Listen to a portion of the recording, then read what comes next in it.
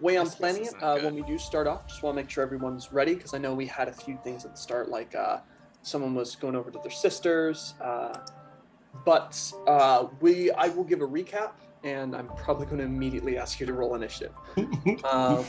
Whether this continues to be combat is utterly your choice. You're not forced in this combat, but I have prepared the combat.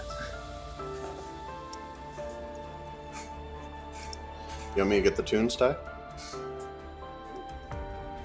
Sorry, what? You want me to get the tunes? Yes, I'm still trying to figure out how to. Oh, I cannot explain to you just how irritating trying to get my computer to work has been. Like, just to make it share my music. It's so great because this works for everything else. This new setup, great for everything but the music. All right. So, are we all ready? Mm-hmm. Perfect. So, Jinto, you will also be entering into this combat at initiative 0 to count as the fact that you were not with this party last time. So, you'll be following along. I did not completely forget that Jinto followed everyone, right? I believe Jinto was not here. Yeah. Making sure, because I was like, it's in my notes. I'm like, if you wrote down these notes and screwed me past Tyler, I'm be so sad. I'm going to do something piss off future Tyler and revenge, because I can't do anything past Tyler other than insult you. Focusing in. All right. Did you want to start the video? Yep. Perfect. All right. Hello, hello, hello, and welcome to our Sunday game. Last time, you had all landed within the city, the newly conquered island of Mintarn, underneath the rule of the Shepherd, or as you know him, the ancient golden dragon known as the Vision in Gold. You had discovered several things about their society, navigating a heavily controlled society, we'll call it. You had to secure papers just to leave the city proper itself, though you would enjoy your time in the city, seeing some general establishments before moving out into the rest of the island, possibly checking up on the man who wanted to hire you for a job to overthrow the Shepherd, his tyrancy, Boronil. He is an interesting fellow. And finding your way out here, your first meeting with his people was messy, to say the least. One ear Bonil got shot in his other ear and is now no ears Bonil. You also had a conversation with his tyrancy himself, who does not look regal in the slightest. And over the past 3 years he has been in hiding. Clearly that has taken a bit of toll on maybe his mental health, as well as kind of made him a little soft around the edges. However, a very tense conversation continued. Spells were cast at him. He quite blatantly stated, all right, I'm really considering killing you now. You'd managed to steer him towards more productive conversations. And he was giving out the last details of the job he wanted you to take when Krosh spotted a very specific bracer tied around his forearm. This the stone clasp designed with various different storm clouds and strikes of lightning. Krosh, seeing that, charged. At this moment, I'd like you all to roll initiative.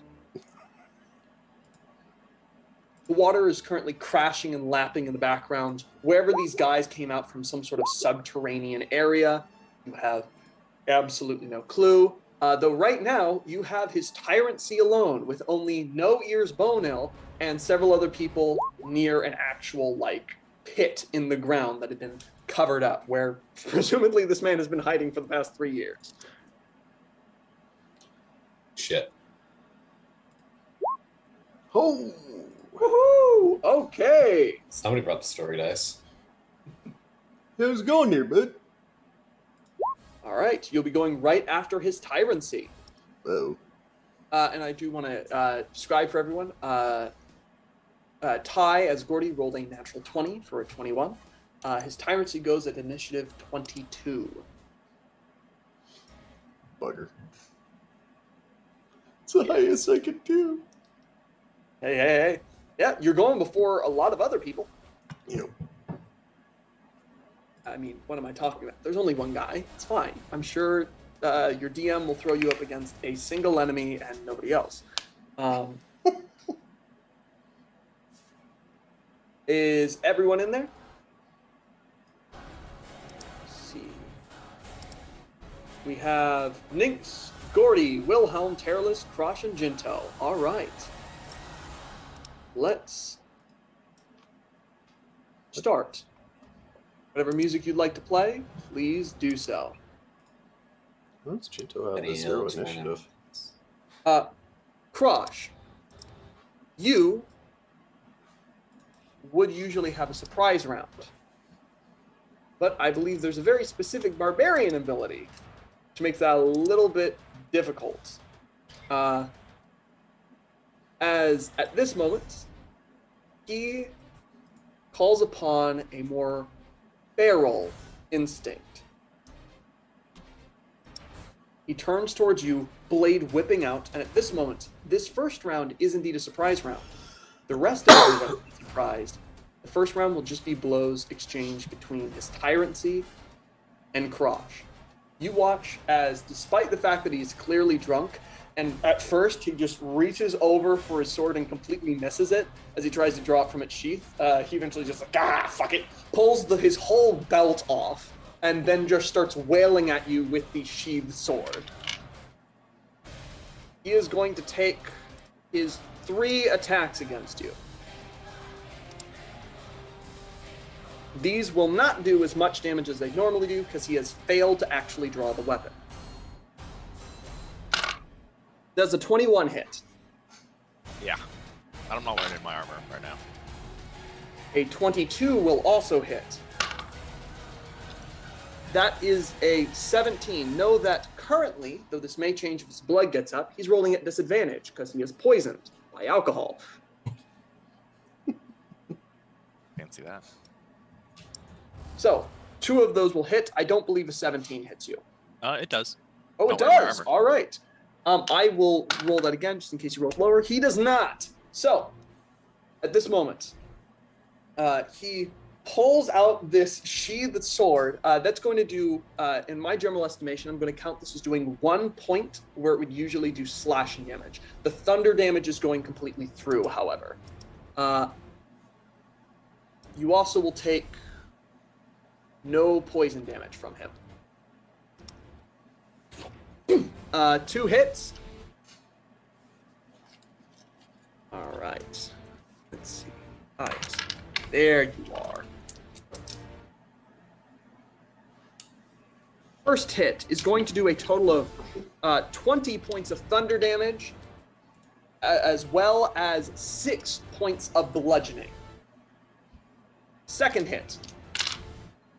It's a lower roll.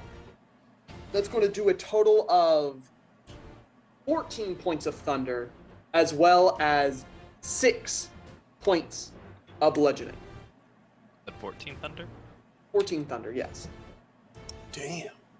As you run up, blade at the ready, and immediately he just backsteps, hits you straight on in the center of the throat, causing you to gasp for air, and just hits you on top of the head with it. All right, come on, big boy! You make your attacks against him. Yeah, and as I make my attacks, I'm going to be shouting, "You are not worthy." And these will be reckless, so he'll have advantage. Absolutely.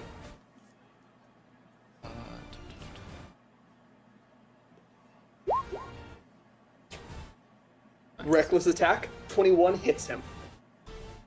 You can ignore the to hit, but I just need to roll the damage this way. Gotcha.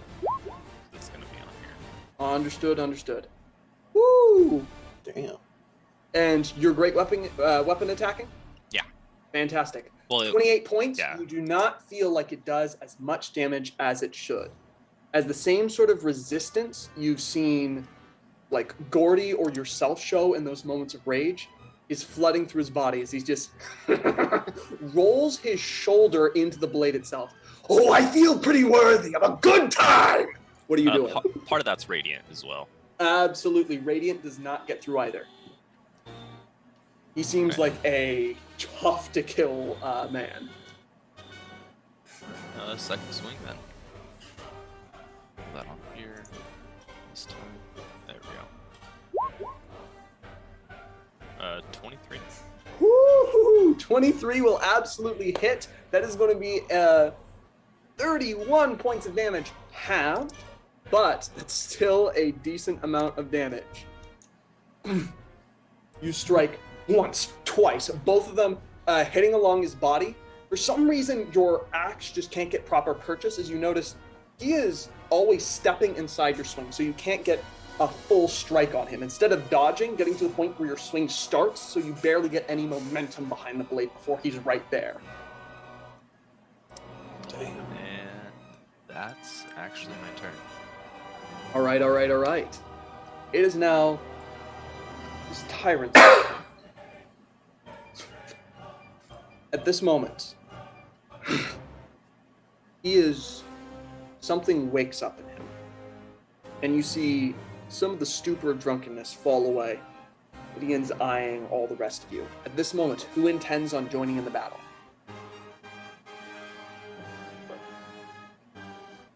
At this moment, he makes an insight check.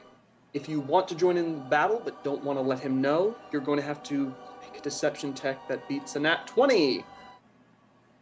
That's okay. My natural deception is 22. 22. All right. Just passive innate deception. Passive deception is not going to be enough. You're going to need to roll active deception. No, that's like the modifiers and everything. Yep. Silver tongue. Yep. Oh, I know. You're going to need to roll because that's a nat 20 plus his insight modifier.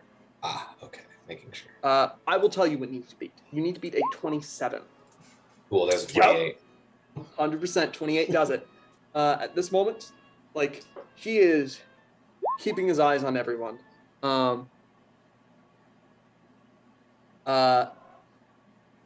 He is eyeing everyone around him. And if nobody is giving sign of joining this one-on-one, he seems perfectly fine. Just, he is not going to activate something yet.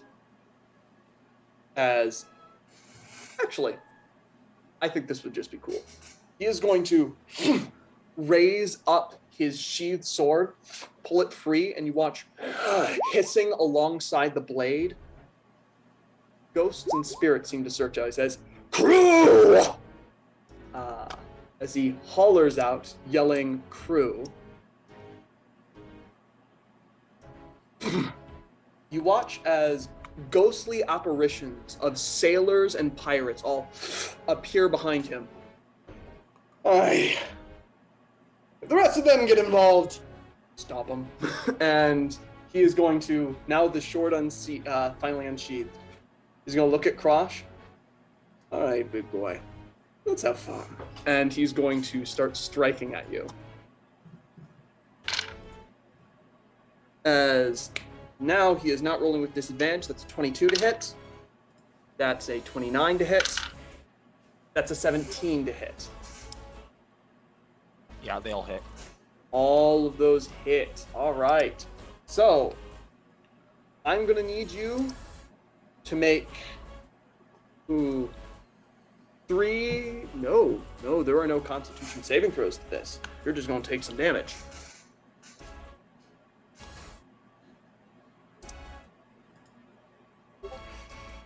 I am going to roll this openly. This is one attack.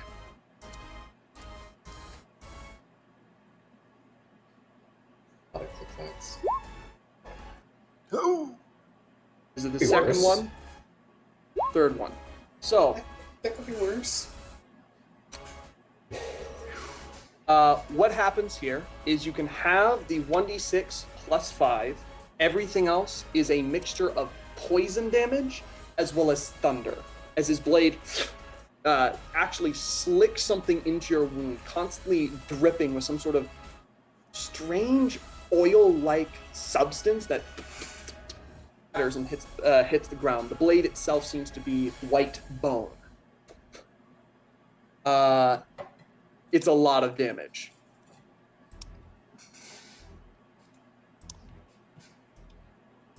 Ow. Next up, however, because that is his full turn, Gordy, you watch that happen. What are you doing? Well, I got faith in little Guren, so I'm gonna take Roberta off my shoulder, let her climb to the ground, and then I'm gonna mosey on over next to No Ears there. Just gonna sit down next to him and just go, "You look like you're having a pretty rough day there, bud. Sorry about the ear, but how about me and you just kind of sit down and let them have at her? What do you figure?" His Tyrant, he's doing pretty fine, I guess. He's bleeding profusely from the side of his head. Seems very lightheaded. Yeah, I'm gonna take a little cloth, but for my action, I'm gonna take a little cloth. Yeah, and hand it. Report is just all mumbling out. You with the cloth there. He holds it pretty gratefully to his where just his ear was completely blasted off. Gordy, that's what you're doing. Yep. Krosh. I believe so. What Krosh took, for anybody watching in, was about 80 points of damage. Krosh, that Constitution saving throw, have you had to rely on a certain barbarian ability that allows you to stay up? Yeah. Krosh is hard pressed in this fight, as this pirate, who's a bulky man, about a head shorter than Krosh, who is massive, is just dancing around him, carving huge swaths in his body. And he is barely standing. Only Will carrying him where his body is struggling. Careless, what are you doing? Seeing the crew and not wanting Crush to get outnumbered, we're gonna go about here, and we're gonna just sit down on our shield and place our sword in our lap, doing our best to just keep the flames low so we don't burn ourselves, and just eye all of the ghostly crew and just make sure that they don't come after Crush as well. All right. No Ears, Bono. His eyes kind of hazing in. I must secure the air! Gets up, stumbling, and begins to head towards the pit. Do you try and stop him? I'll put a gentle hand on his shoulder and just say, park it. But the air, if it's time he dies, the future of a free port can't die here. Oh, why are there two of you? He falls flat on his ass. Yeah. At this moment, Wilhelm. I'm going to use part of my movement to get onto Misfit. Let's see.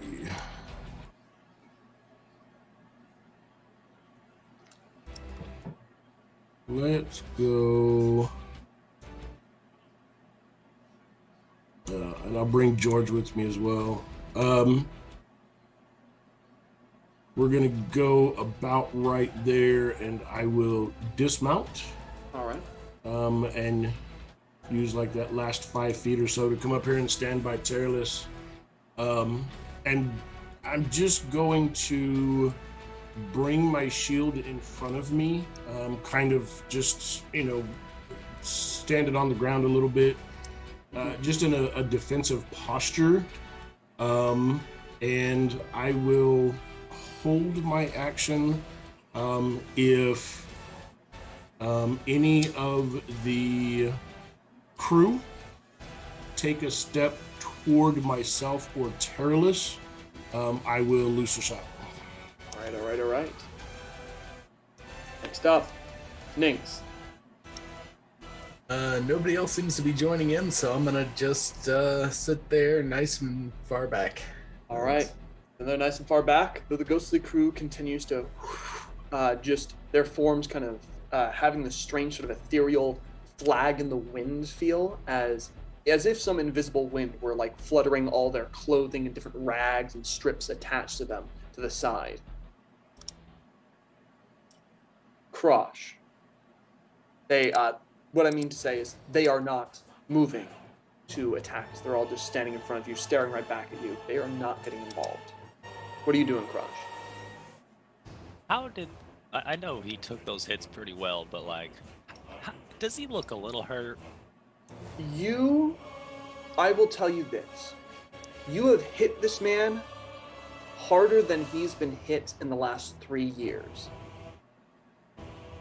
But you are fighting what feels like... I don't know if you've ever fought a warrior like this, skilled in specifically your area. This is a man who killed a kraken. And you think this tough bastard might be better than you. For the first time, this guy might be a better swordsman. He had a regular fucking sword, maybe. Not... Yeah. Fuck. This Like magic snacks. sword is something, yeah. Hey, who knows? Maybe you can point that out. What is Krosh doing at this point?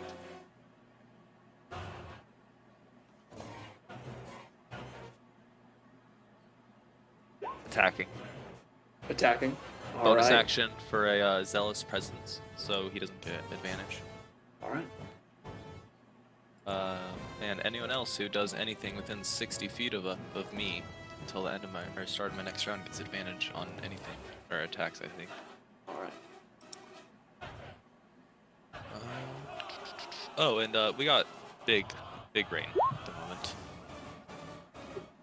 14 hit him. 14. He dodges the side. You're dizzy with blood loss at this point. God damn. He dodges the side again. He's like, come on. You got a little bit more left in you. My turn, standing there. Crew watches in silence. Mythweaver.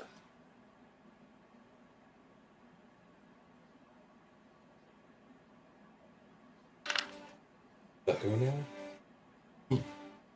So, a raven flies 3 times over you, begins to head back.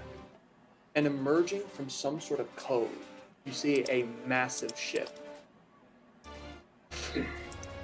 It What doesn't- now? The Mythweaver approaches from the cove, just below you on the shore. It's not turning its guns on you, but furthermore, it should not be able to move that fast, as you see its sails are hanging limp, no air in them. Until you see the shapes moving underneath the water. Tendrils stretching out from the bottom of the ship, as if crawling it along the sea floor.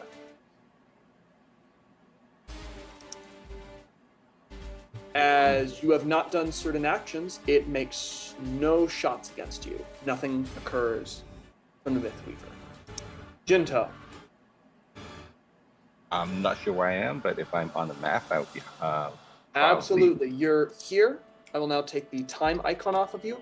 You came into port, heard about your friends going off to the side, and had managed to, through your own various skills, track them down to this cove. You see a good bit of your party standing off to the side, staring off against some sort of spectral host of what is clearly just pirates. And in the center, Krosh is fighting this wild pirate. And Krosh is bleeding quite a bit. What are you doing? But is everyone else taking a defensive stance? I can. Everyone is staring see. each other down. I would say it's quite obvious. These are the only 2 fighting. Okay, in that case, I will not enter combat and try to hide in this natural area because I feel Guren's got this. So I'll do a stealth check. All right. It'll be 32. 32. Yep, All right. that's my turn.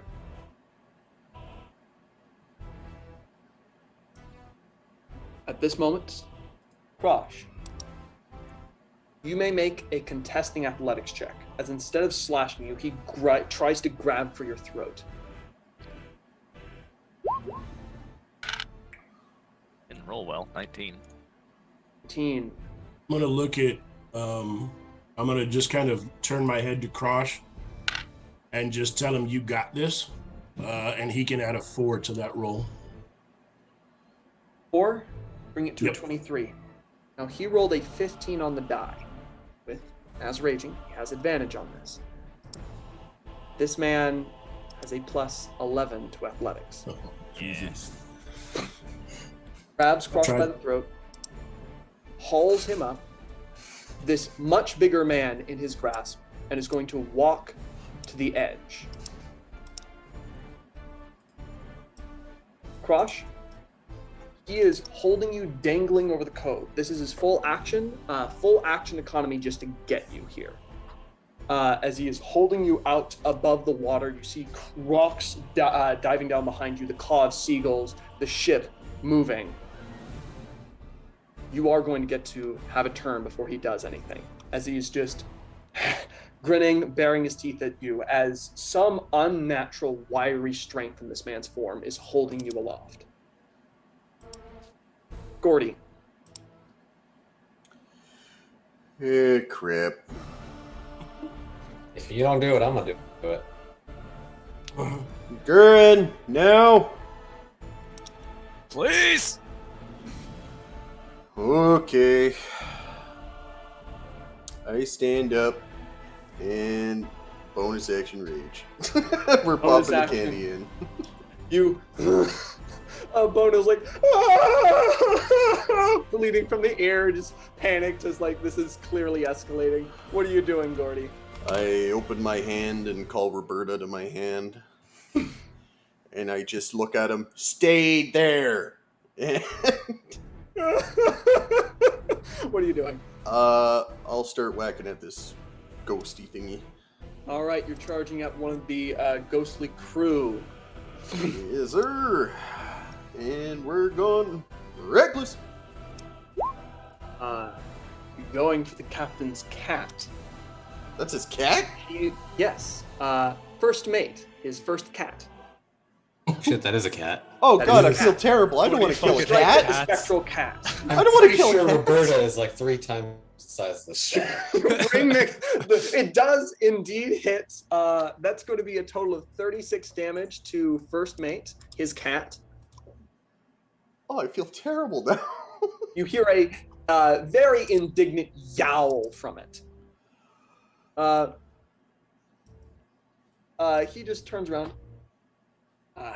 It's not right to hit a man's pussy. Yeah, my It's bad. not right. Yeah. It's not right. Continuing on. Gordy, anything else? Yeah, I'll swing on this fella here. Go for it. Oh, natural 20. Yeah, okay. This is a heavy hit.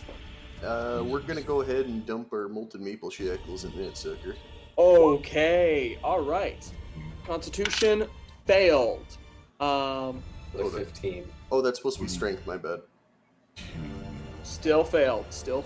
Okay, 9 plus 57. 25, 57 points a day. Okay.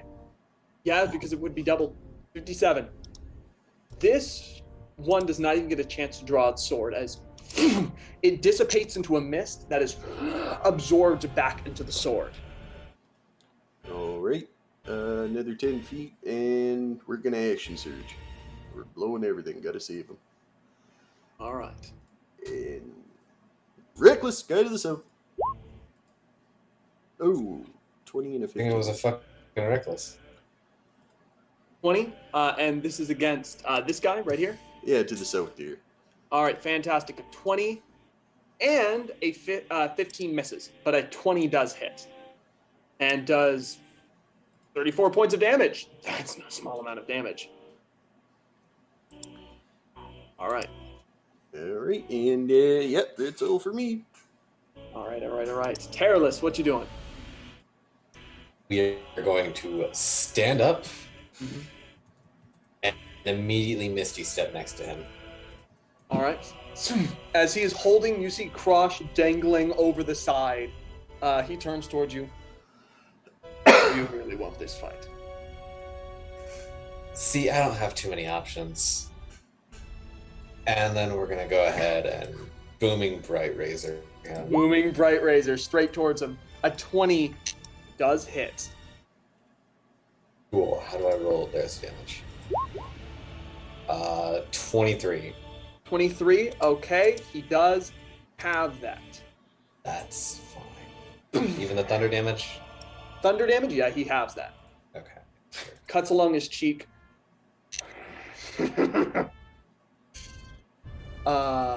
Question. Yes. Guren, I know you don't have a whole lot of experience with this sword. Do I do it, yes or no? That sword is fucking strong. Strong as shit. Do I do it, yes or no? Do whatever you His want. tyrancy killed a crack. I have. Yeah, he's strong. Yeah. Okay. I heard that, but I was like, that's a story. No, that ain't a story. It was not. He built a ship out of it. We will dump a 3rd level spell slot and 71 HP. All right. 71 HP and a what? A 3rd level spell slot. All right. So 71. For the hell of it. Roll So, the 3rd level spell slot. for 71 the Divine Smite, let's see. does get halved. 71 goes down to 30. No, Does it? That's incorrect. It's That's rated not for how you. math works. 35. It's the radiant damage, though. Does Yes. that get halved as well? Okay. That Making gets sure halved. that it's all damage Uh, types. He seems to be a little bit similar to Gordy in that sense. Okay. That makes He's sense. off. I gotta make sure that I'm rolling this right because it didn't roll the modifier with it. 3d8, 3d8, 48. Okay. Hmm. So here's another 16, half down to 8. 16 halved down to 8. All right. Still. Okay. All right. I'll play with you, little one. Next up, No Ears Bonel.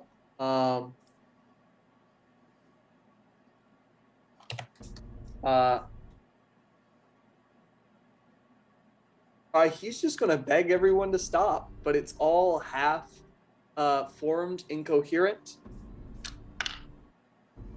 And then he notices in the distance the distant approaching shapes of draconic forms with riders. Wyvern riders, specifically. He yells out, "Your tyrancy!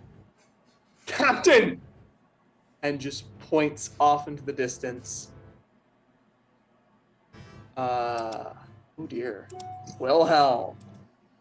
All right. I mean, these guys haven't made a move yet, which is cool. But with Gordy taking action, they might. So I am actually going to stay where I'm at, but I'm gonna bring Misfit down here.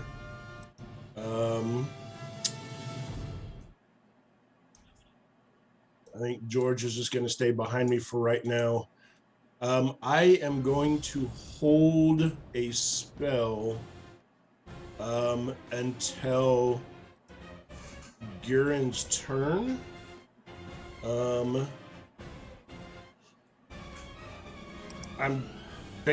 I want to see if Krosh takes a particular chance, and if he does, I will cast my spell at that moment. Okay. And state the spell you're holding, just because you know if we get to the end of your turn, that spell's Correct. wasted. Vortex Warp. Vortex Warp. Okay. Nynx. I'm gonna begin screaming, God damn it. He's old. I forgot. Oh, I remember this form. It's so good. But then I will kind of calm myself a little bit, and I will look at Terry, who is absolutely fucked up, and Guren, who looks completely fine. He seems to be handling himself. Mm-hmm. And I am gonna go ahead There you go. and I am gonna spend 6 sorcery points to dual cast heal on Terry and Guren. Okay. Woo! All right. Some health surges into both of them. Their wounds knitting up, their flesh repairing nigh instantly. I look more health for me to burn. Right. Crush.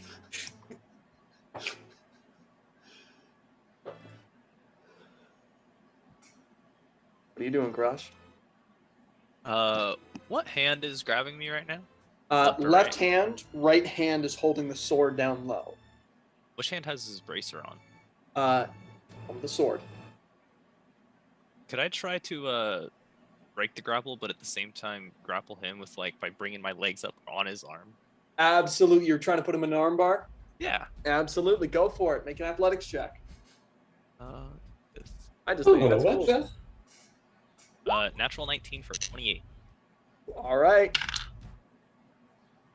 That's a 27, and here's the advantage roll.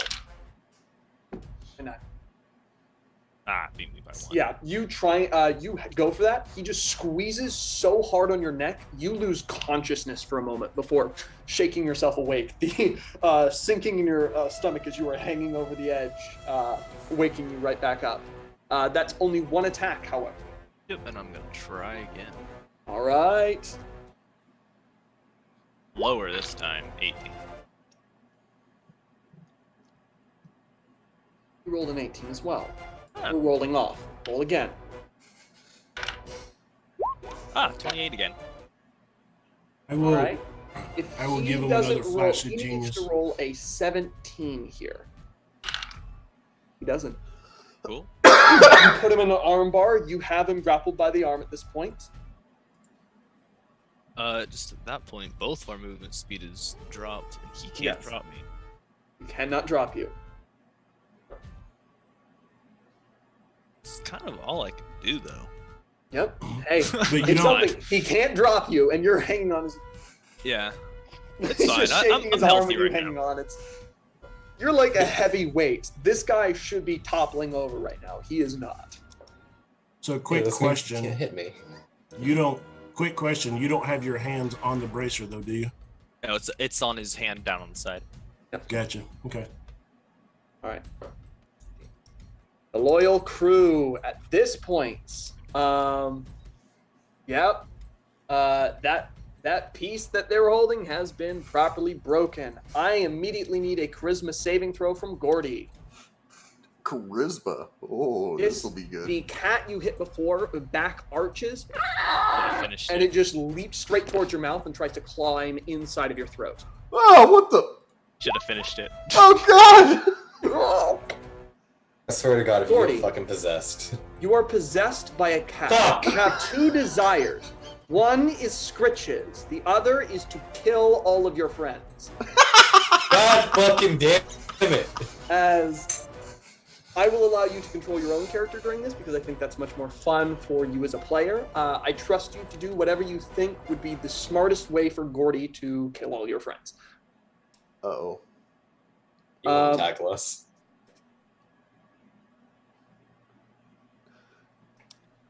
So, at this moment,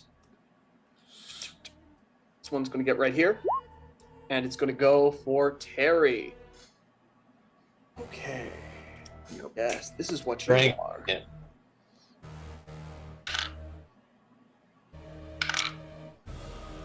Oh, That's wait, going does to it be get only a advantage? 15 to hit on the first one. Okay. Does it have advantage? It does have advantage. Should I have rolled with advantage earlier? Yes.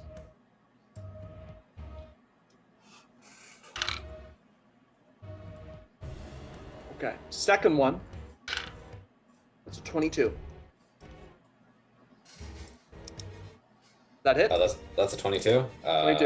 We're gonna throw up a shield. Absolutely. Good idea. As you watch a spectral blade arch once you dawn to the side, the next one tries to run you through at the gut. As it hits the shield, you watch this blade is not completely material. It splits into several different images of the blade around the shield, and instead of cracking, the shield fades, losing some of its color and pallor. That, however, is its turn and is not able to hit you. Part of our reaction, that's the somatic component for shield. We're going to hold up our middle finger at it. Absolutely. This crew member knows better than to interrupt a duel. Moves here and is going to make an attack normally against Terry. 14 on the first one, and that's a 23 on the second one. There's a 23 hit. 24. Sorry, what? Has to be the 24. Have to be 24. Nope, misses. Both of them get through. You're flipping them off at this moment. Very nice. Ooh. This one. Let's piss off everyone. You watch as what looks like some sort of hunched specter that has a full ballista sticking out the front of its chest and arcing up the back.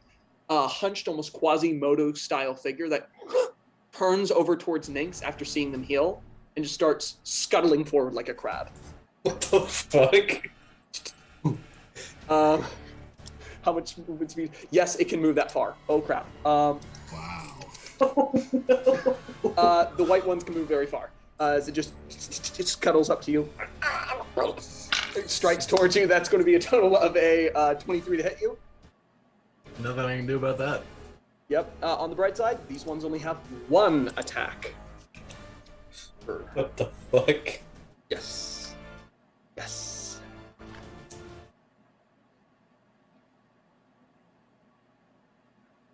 $18 points of necrotic damage. I need you to make yourself no Constitution saving throw. Wonderful. I need these ones don't make any Constitution saving throw rolls from you. This one, let's see how far away it is from the healer.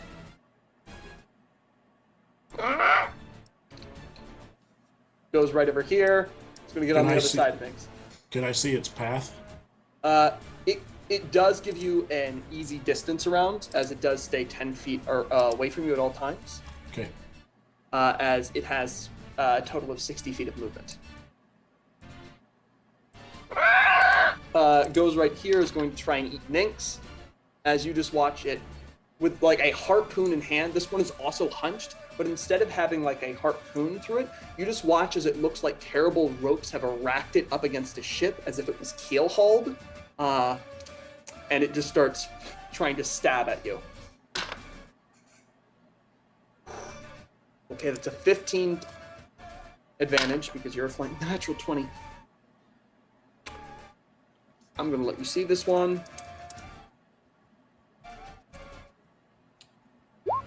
Take 31 points of necrotic. Ouch. As both of them are shrieking, stabbing in at you.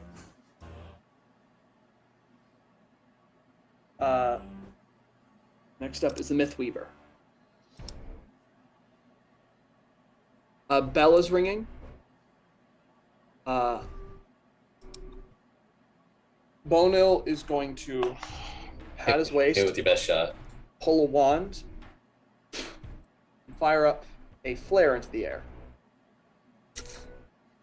Red sparks fly. The ship begins pulling away.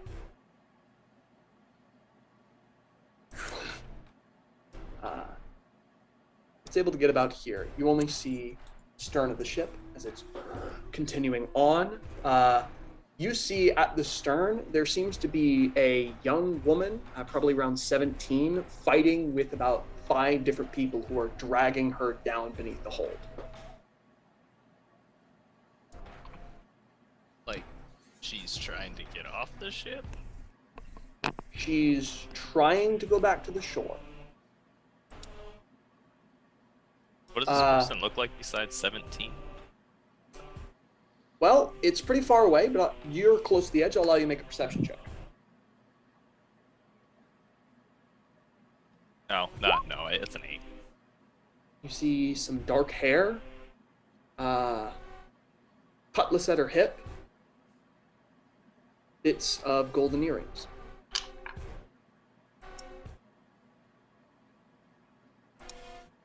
All right, at this point,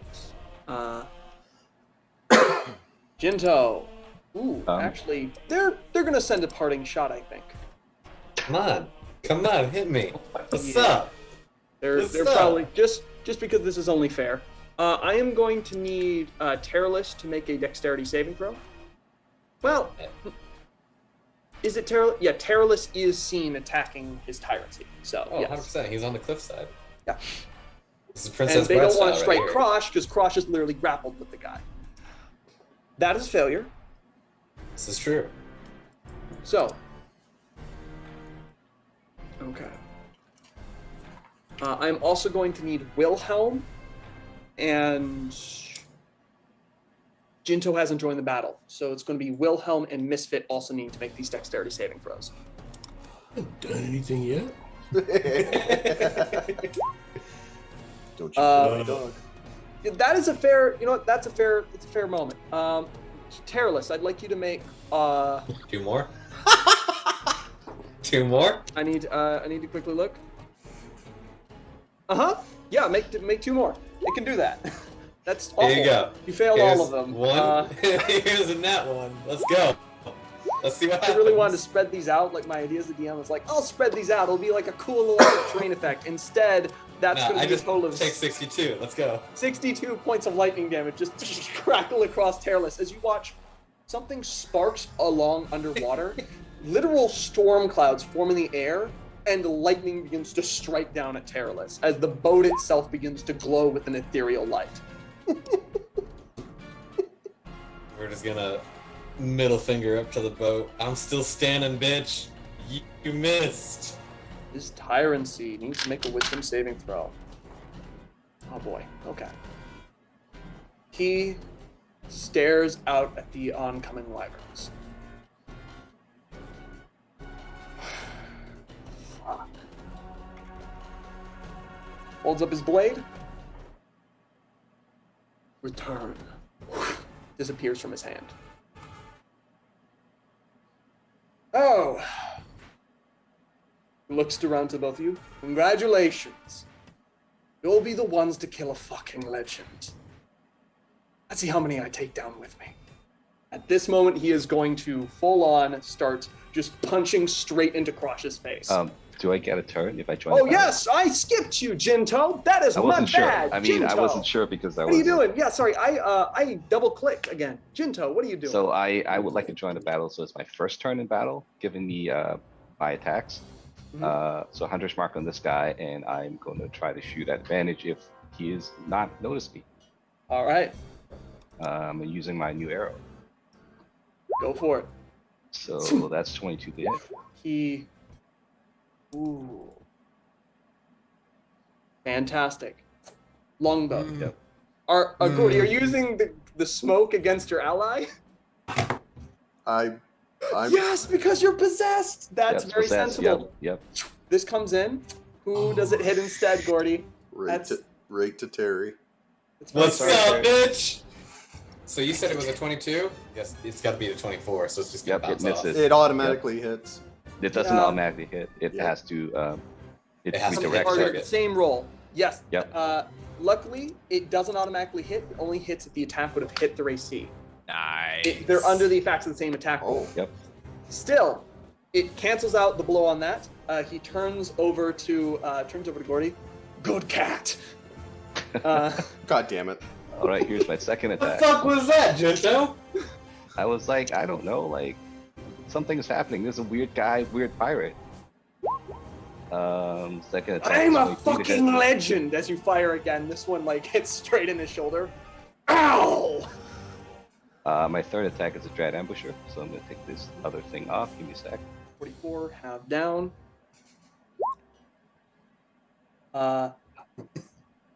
24. That would be a Or yeah. is it a 12? All right. And then I would action surge because that's the new thing I have. I will say he's Fuck, you took officially fire. bloodied. Okay, so Oh, now he's bloodied. He's now bloodied. He was not bloodied before. Yep, that hits. and then my second attack, and then my Dread Ambusher because that happens every time I take the attack action. Mm-hmm.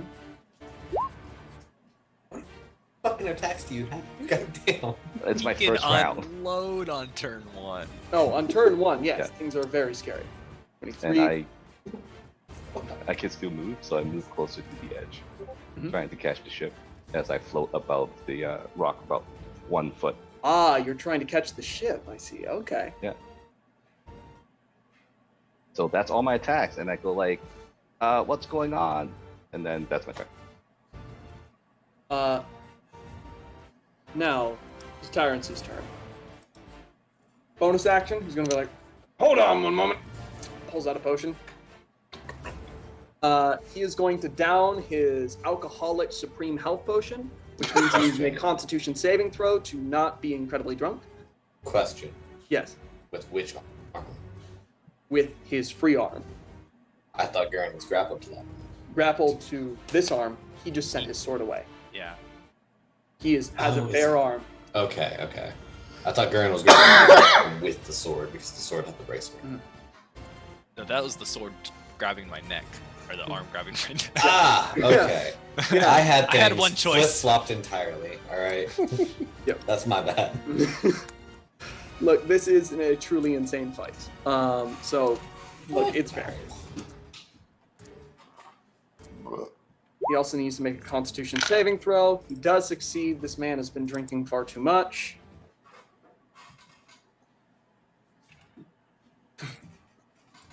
Okay, where was I? And he starts hitting you. That's going to be 3 attacks. That is going to be a 21 to hit Crosh. Yeah. That's going to be a 16 to hit Crosh. Yeah. Yes. All right, and on the back one, he's going to be like, I mean, you did hit me, so you get some love too. He swings his fist back towards What's Taylor. up? That is going to be 28 to hit. That'll hit. All right, so he's going to do 6 points of damage, plus I'm going to do Tearless first, and then I'm going to throw stuff at Crosh. Everyone gets a little bit of love. Okay, so Tearless, Yes. you're going to take a total of, Is it more than 2? it is 20 points of damage. Cool. I'm down. More than 2. Just, Tearless, do you think a tooth comes loose from, like, one of your molars? Not that he'll let disguise self show. Absolutely.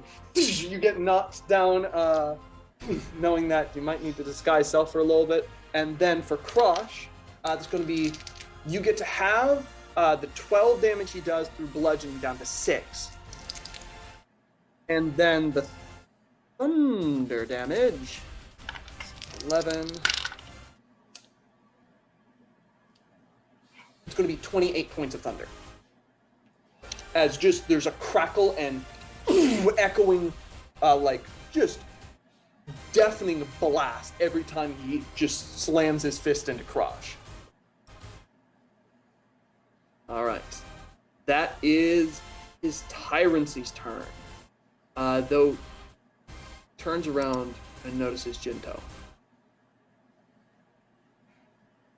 First mate, protect my damn daughter.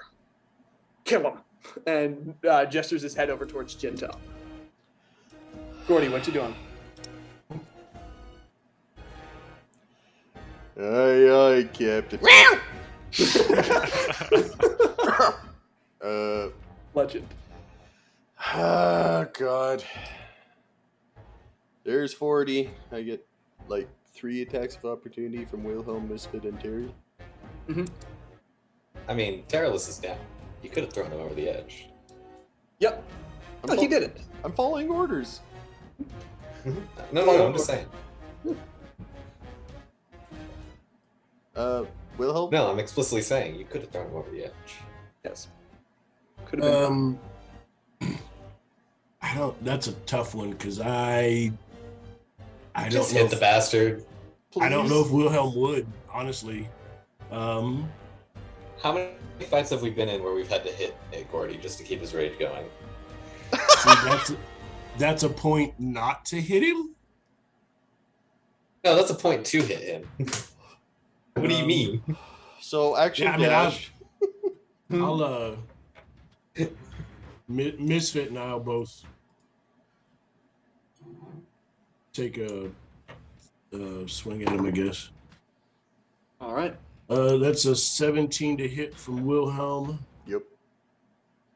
And Get my calculator. oh yeah, Misfit misses. So that is only 9 points of damage. So 4, right? Yeah.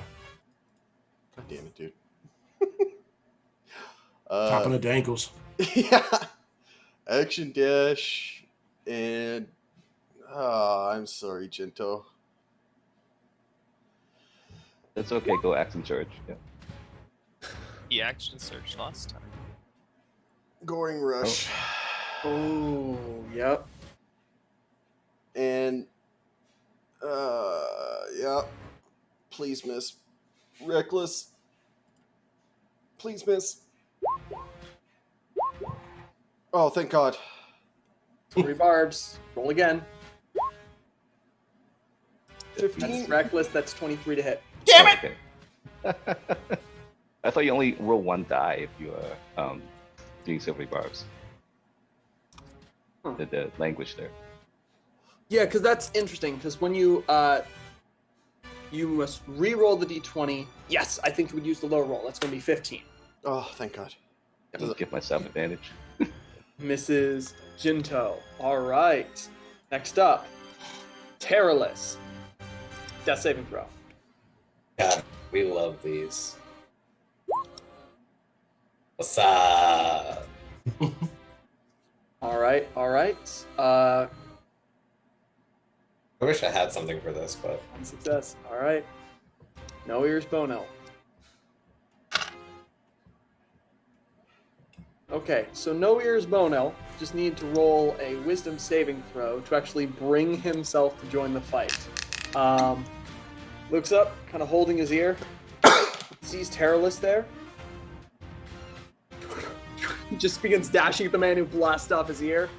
And you just watch No Ears full on, screaming, tears streaming from his eyes, grabs Terrorless and just tackles him over the side.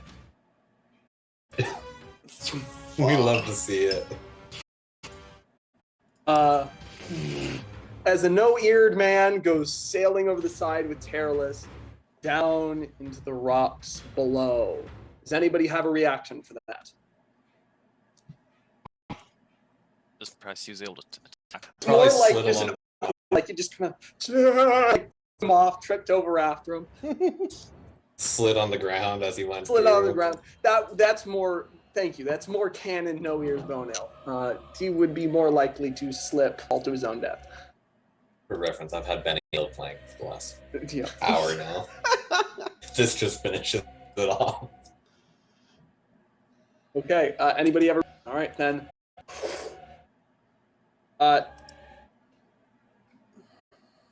It's Cove. Good. Your max HP, Terrorless? 72.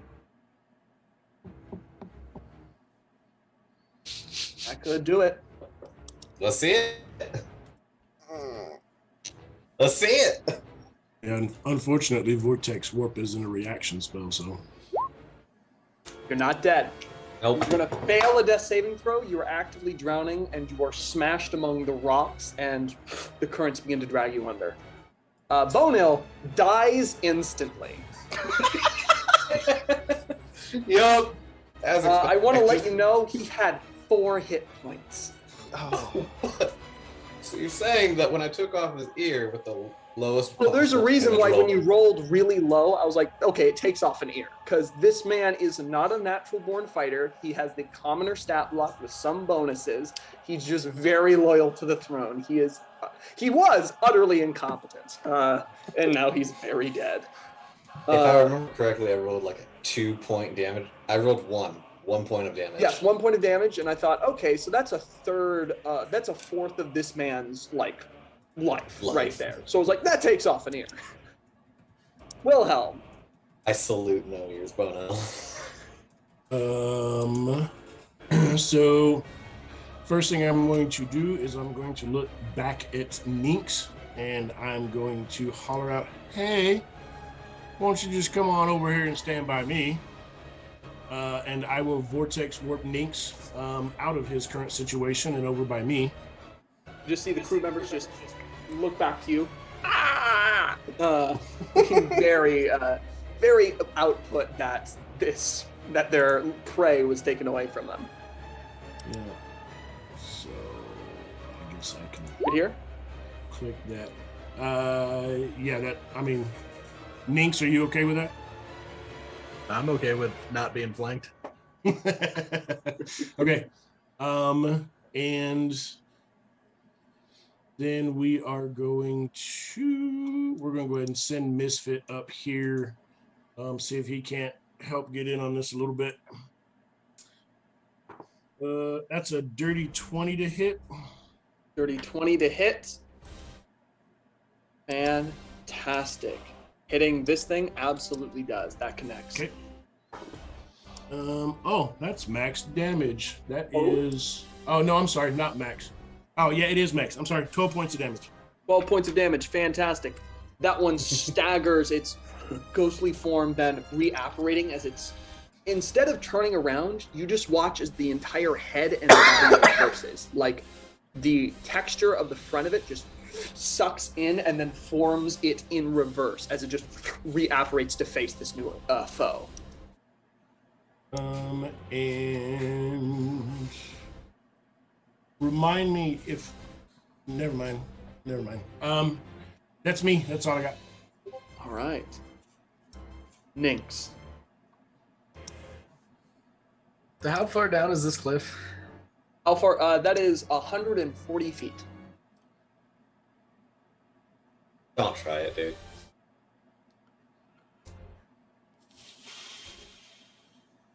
140 feet. 140 feet. So, traveling to the edge right here, looking down, is Tyrant still visible, or is he completely below I'm the going to surface? roll a luck check for you. This is basically checking if the tides have already just tugged him. Bear in mind, he's wearing half plate. He's gone. There's just the white froth of the water and the departing form of the Mythweaver.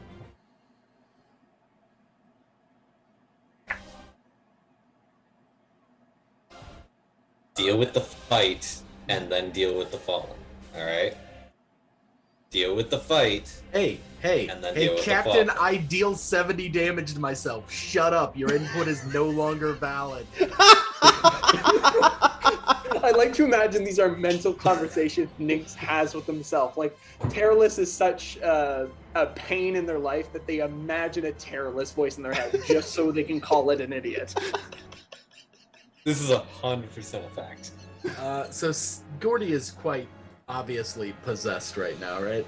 Oh, they are literally eyes glowing with little cat ears forming out the top of their heads, spectral and just shifting from side to side.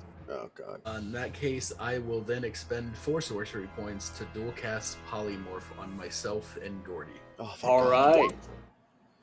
It is a DC 17 Wisdom saving throw. God Go damn on, it. Gordy. Amazing at wisdom saving throws. Gordy. Why did I take resilience? Gordy is unstoppable at this moment. Apparently, cat ears is what Gordy needs to be an unstoppable wrecking machine. Just that extra little step. I'm telling you, cat ears solve everything. I'm Apparently afraid they I'm not do. wearing mine.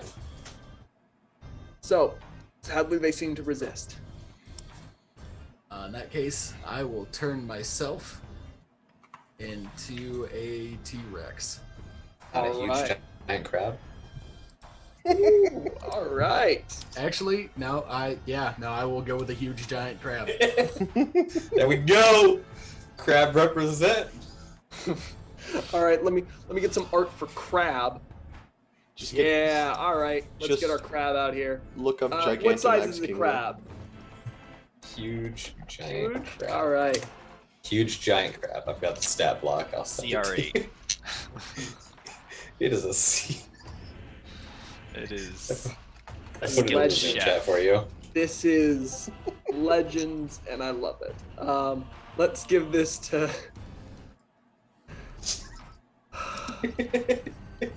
Sorry, I'm just. This is the CR8 crab. This is. I'm having this moment of like, we're in an incredibly serious situation where Terralus is drowning, and also we're becoming mega crab, and that's amazing. Just you swell out, exoskeleton forms over you, and just your whole world. You can see extra color, and your blood is blue. What are you doing?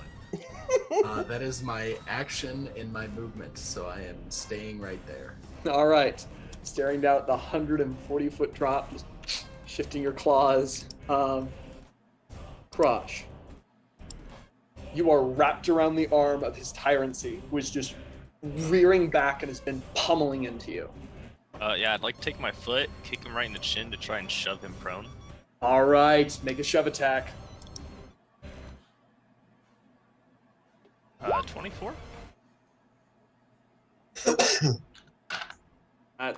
He rolls a 25.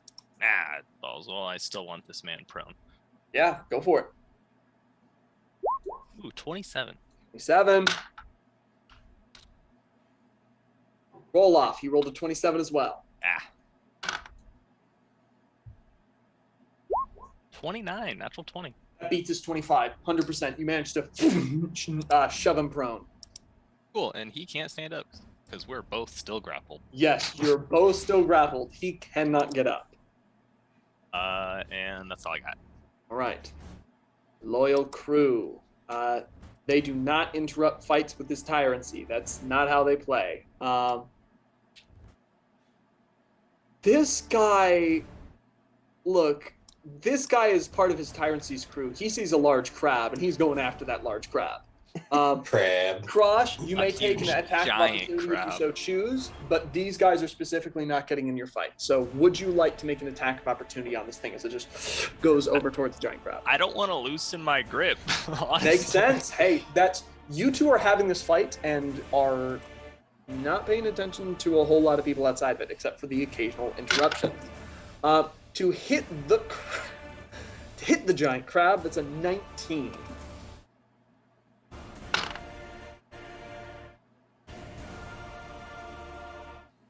Hits the giant crab. Ninx, you're muted. I apologize. The answer is yes. Gotcha. Just making sure, because giant crab is not something I'm super familiar with, nor did I think I'd have to be familiar with it. All right. Oh, these are the wrong dice. Keeping you on your Special toes. dice.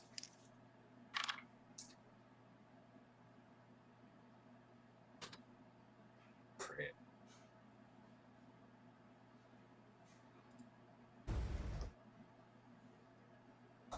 I need the crab to make a Constitution saving throw. That's 26 points of necrotic damage. Jesus Christ. Oh, these guys hit hard. No, I'm talking about his roll. I was expecting the 26. I Yep. was expecting the 40. You need to minus that 26 hit points away from the crab's maximum hit points. It's the crab, so this is really good that it hit the crab. 21 points? Yes. 26. Or 26. How much health does huge giant crab have again? Like 150? Uh-huh. Oh, you do need to make Constitution saving throw to maintain this. Nope. This thing And is I going failed. to strike at misfits. Mm-hmm. Both of those are going to hit misfits.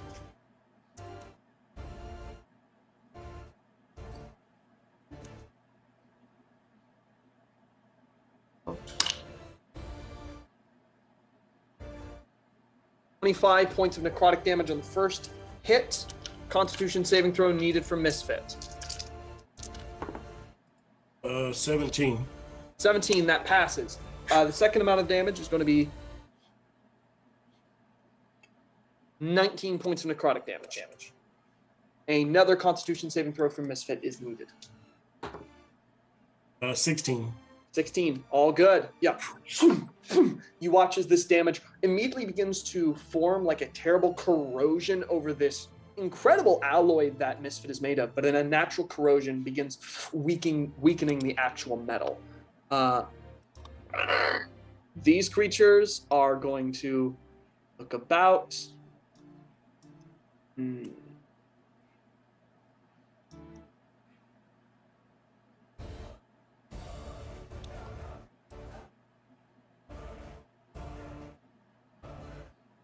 Wilhelm, have you actually struck any of anyone yet? Actually, no, because I did hit Gordy. Gotcha. Yep. Both of these are going to scuttle up to either side of you. No. They have you, both of them doing their terrible crab scuttle towards you. They're both going to try and hit. That's going to miss. That's a nat 20. Okay. I need to stop rolling that die. I don't trust it anymore.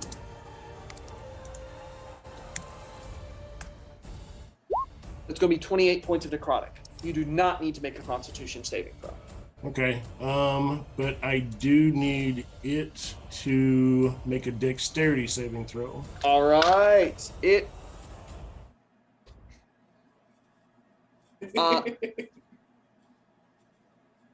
I don't. That's a nat 20. Does it take half damage? It does take half damage on a success. This was Hellish Rebuke at level 3, by the way. Hellish Rebuke at level 3. Okay. So that's 22 halved. So 11 points of fire. 11 points of fire. That's still significant against it. Very nice. Resettles itself, continues to look at you. It's hunched back with a big old wheel sticking out of it, just writhing. That is still the remainder of the loyal crew, as Gordy still has cat ears. The Mythweaver is picking up more speed. I'm going to say right now, I'm marking on the map as still being there. The moment it gets to its next turn, it will be inaccessible unless someone has an incredible movement speed. Question. Yes. About how far away is it from this cliff? About how far away from this cliff is it? Yes. Approximately. Because it looks, this says 45 feet, but of course it's further across and whatnot. Yeah, it's actually further across. I'm doing this as representational. I would count this as 90 feet away from it. It's slowly picking up speed out of the cove as its sails begin to fill with an unnatural wind produced by the storm that's forming above it.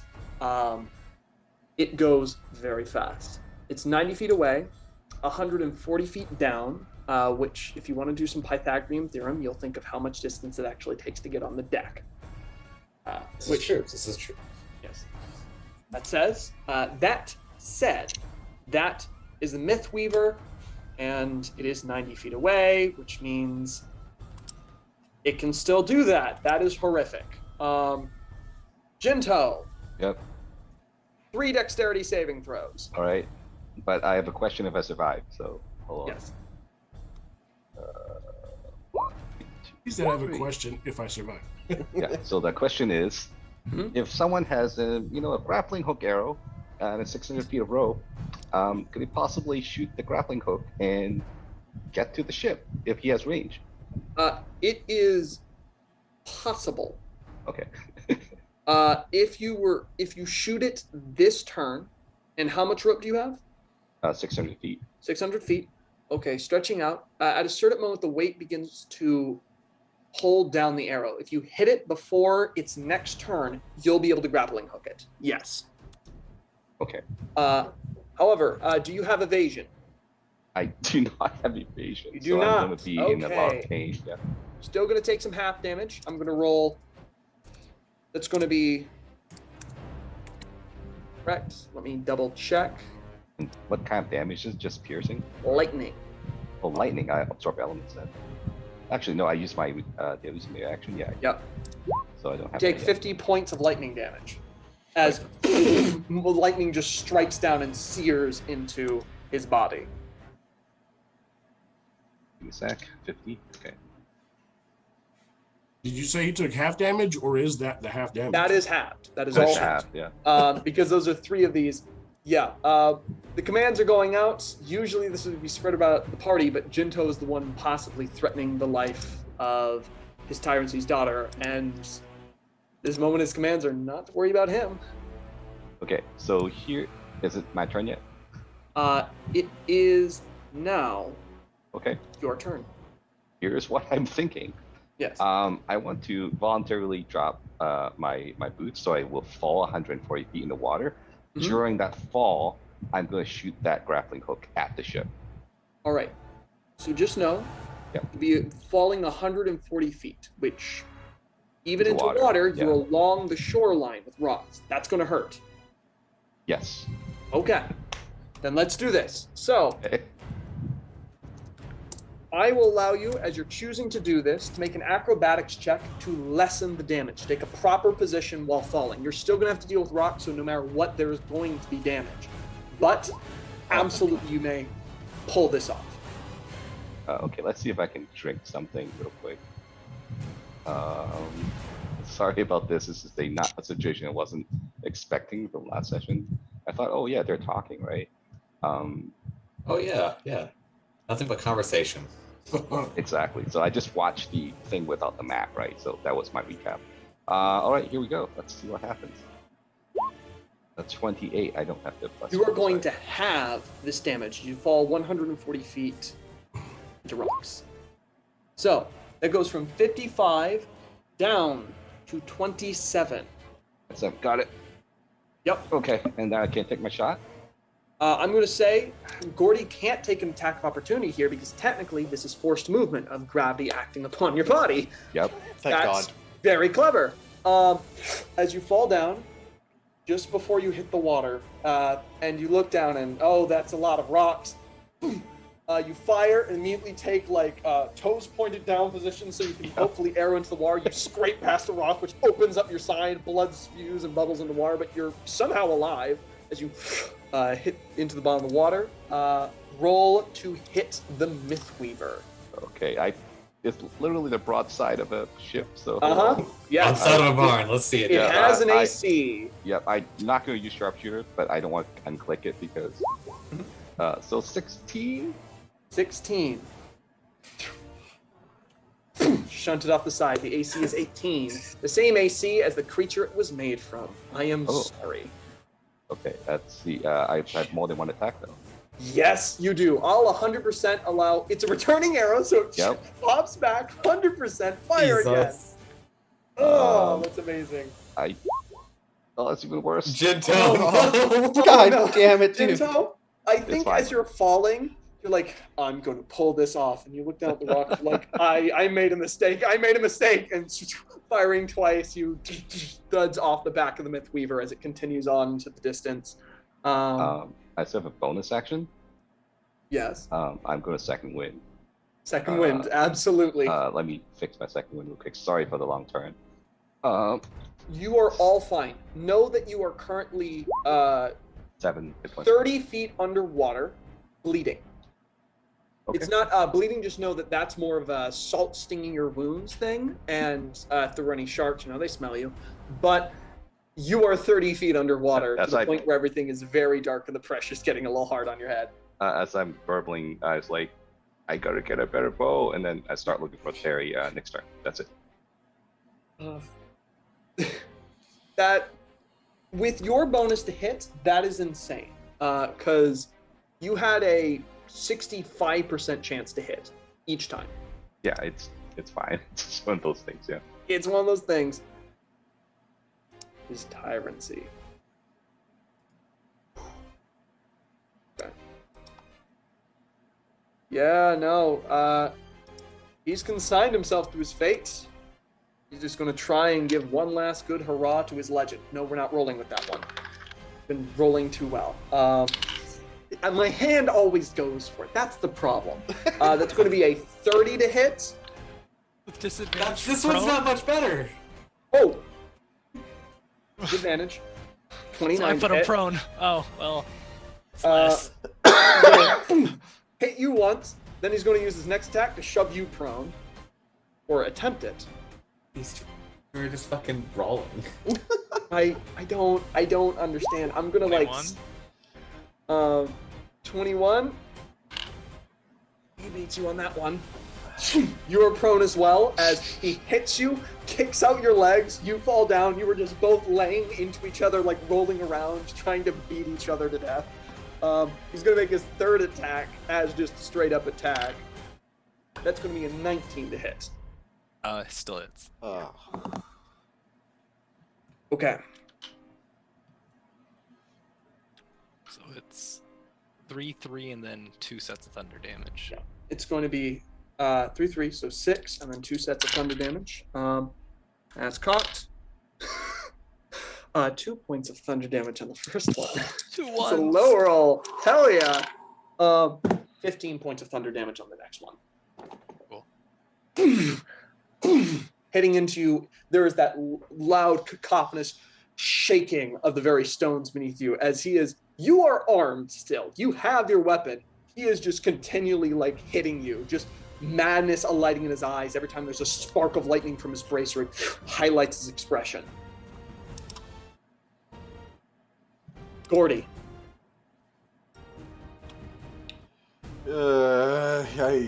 I'll move to the crab and start shoving. All right. 1, 2. Oh no. Resist his crab. Crab! Crab! Open air. Spirals down. Everyone comes into the water. Look, the bright thing, the good thing about this is that at least it's crab and not nings. That's going to be 62 points of falling damage. That's a lot to of the crab. sixes. Yeah. Apparently it doesn't matter what I roll with. As a DM, my dice are always out to kill people, and I never have this luck as a player. So, landing down the, like, there's a heavy crack. The crab slides off into the water, but the crab is also a giant crab and is still alive. You have fallen 140 feet. You are now in the water as well. Gordy, is that your turn? I think I did enough. Yep. Please? Terrorless! I need a death saving throw. You immediately fail one from drowning. You have 2 failed death saving throws at this point. That's fine. So this roll Did you matters. get the Discord? Did you get the Discord ping? Let me see the Discord pane.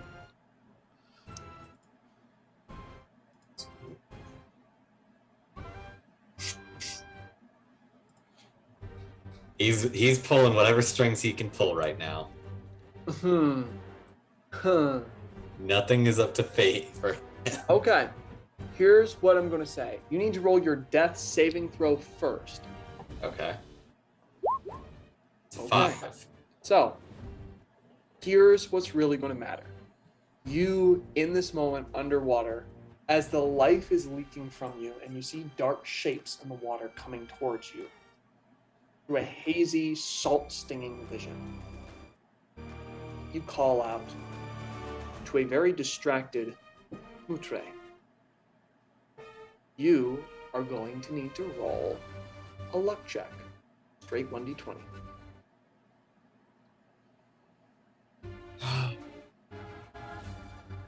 Come on, you bougie bitch. 14.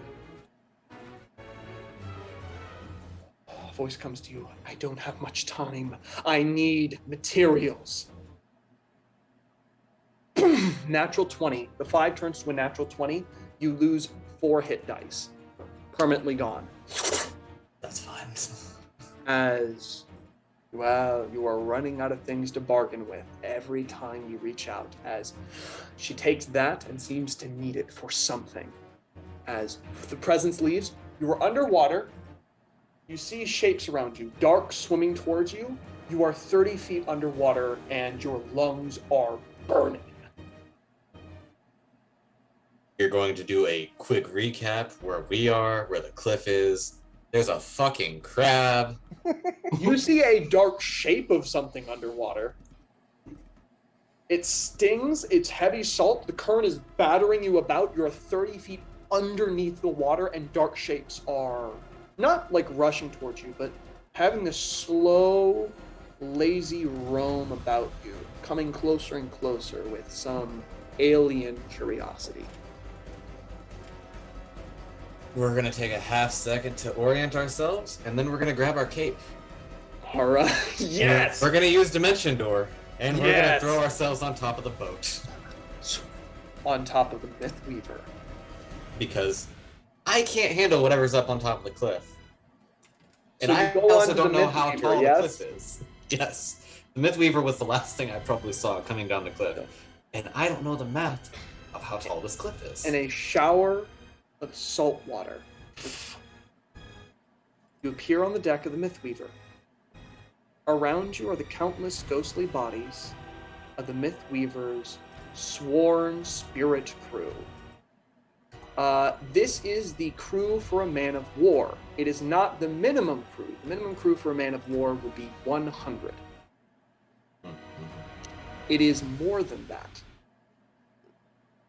And you hear screaming as that girl is still being dragged underneath as she's shouting out, "Go back for him!" And instead, you see all these spirits turn towards you, hands for their blades. One of them walks up, a man with half of a skeletal face, as if it had been blown off. You know, the Myth Weaver hasn't had a stowaway in a very long time. A small arthropod skirts out of the eye socket and into the mouth, and it crunches down. Wish I could say that was the most intimidating thing I've ever seen. Right now, I'm just glad to be breathing. Hi. And we're just gonna keep our hands Yep. up. 100%. Your hands are up.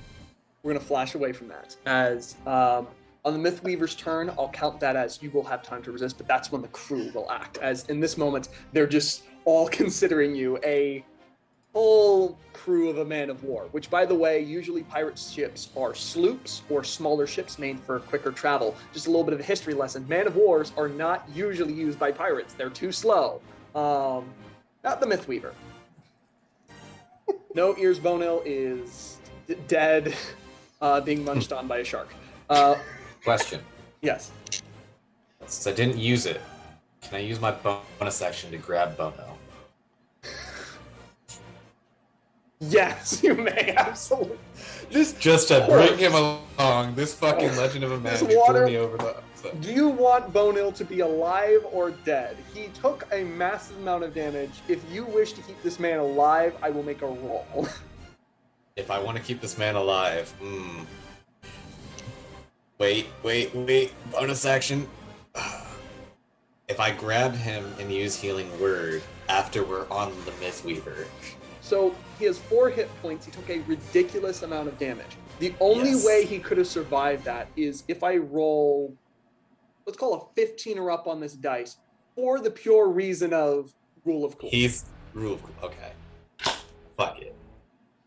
Dead. He's fucking dead. He's fucking dead. That's You, fine. That's Healing fine. Word and just dead, broken spine. You watch, there's a full punctured hole through it. There was a reality in which he survived, where he fell to the side of the stones and just fell unconscious upon hitting water at an incredible speed. That did was not not this happen. He was fully impaled and died on impact. Then the shark started eating off the side of his body, so he fell off the stone itself. and what you found was a half-eaten, barely hanging on by a thread, 2 halves of bone ale.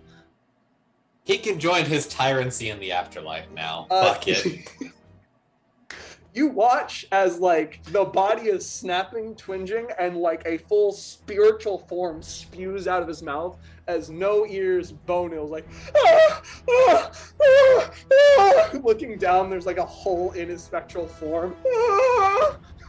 That was a joke.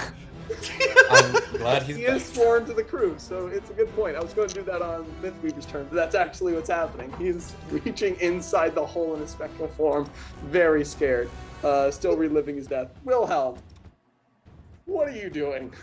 I'm gonna scream at George to get out of the way. Mm-hmm. So he'll just move 1 spot back. All right. And then go ahead. They're going to take an attack of opportunity. They don't understand what that thing is. Yep. No.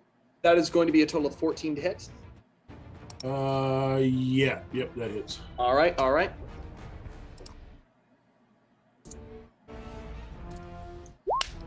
That's going to be 13 points of necrotic damage. Ooh, he's still alive. This one uses a harpoon, so it just stabs out of his sleeves. I need both of them to make dexterity saving throws.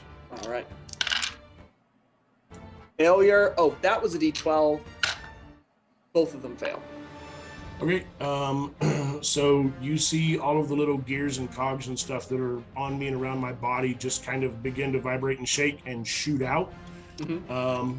In this like 5-foot area around me. It's my version of sword burst. All right. Very nice. Shredding out directions.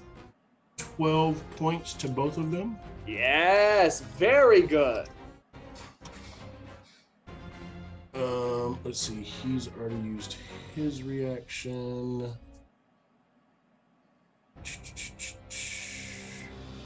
Actually, I'm going to stay there.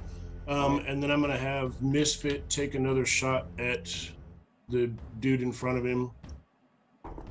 All right. That's a 21 to hit. That will 100% hit. Roll some damage. And he will release Arcane Jolt with this attack as well. All right. So that is 8, 9, 14 plus 4 is 18 points of damage. Okay, yes. That one's looking rough. Its ethereal form is several different strands and threads seem to be pulling it back all the way across the ocean towards the ship. That's me. All right. Nynx, you are a crab. There are dark shapes swimming around you. They are not coming anywhere close to your massive form. None of them are as big as you, and they understand natural food chain as much as you're bleeding out blue into the water.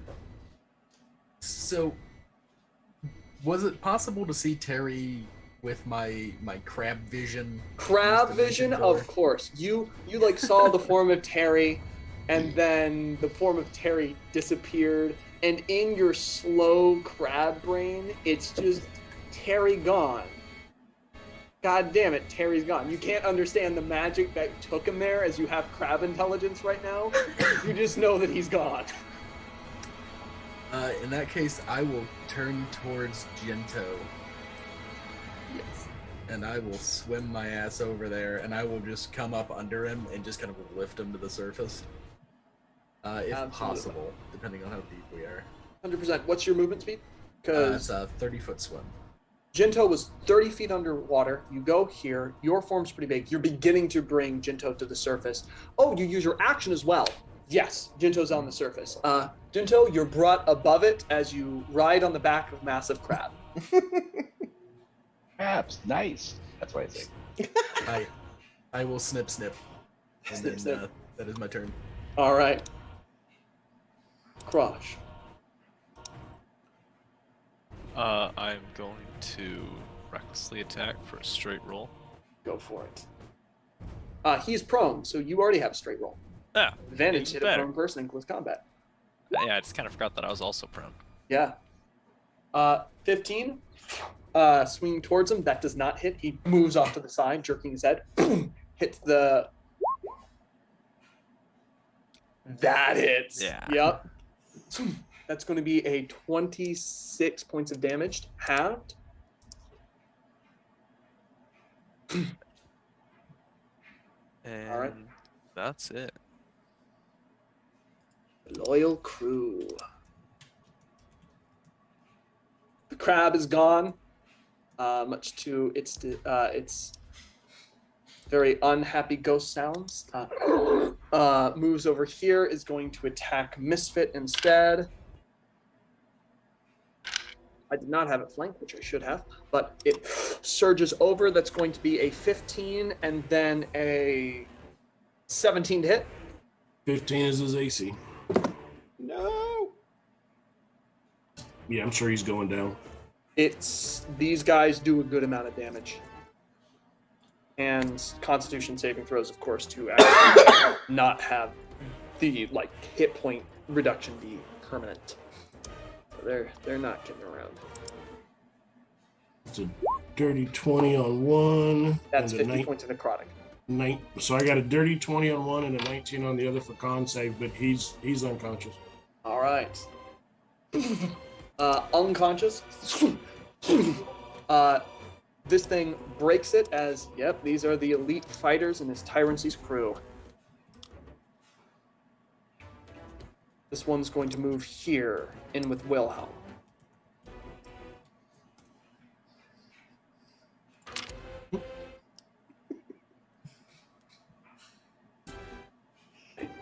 All right. Hit Wilhelm. None of those hit. Now, for the Ghostlings. The closest one to being able to hit rolls a 20 to hit. Me? Yes. No. All right. That one misses. Then next one, 23 to hit. Shield. Shield. None of them hit. You bring up the shield and weather several attacks as they're hacking into you. Blades splitting across your shield fades and grays on several areas of it.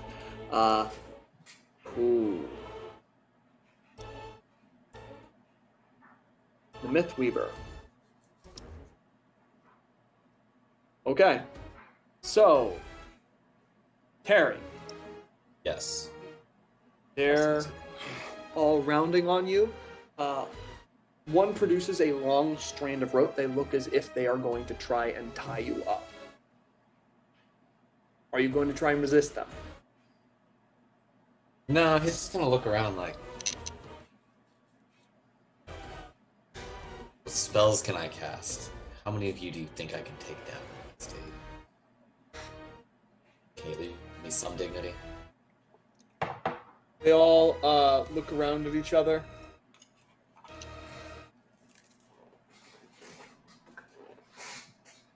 They did interrupt our Tyrant's duel.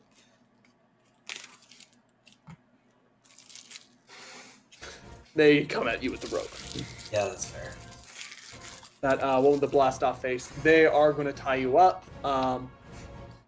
We're used to this. Yeah, We're used to this. Yeah, We're not putting them through hell right now. You're Well, what? tied up with the Ghost Crew and the Mythweaver. Gone. At that moment, however, as they grow too far away from the ship, each one is yanked back, leaving his tyrancy alone.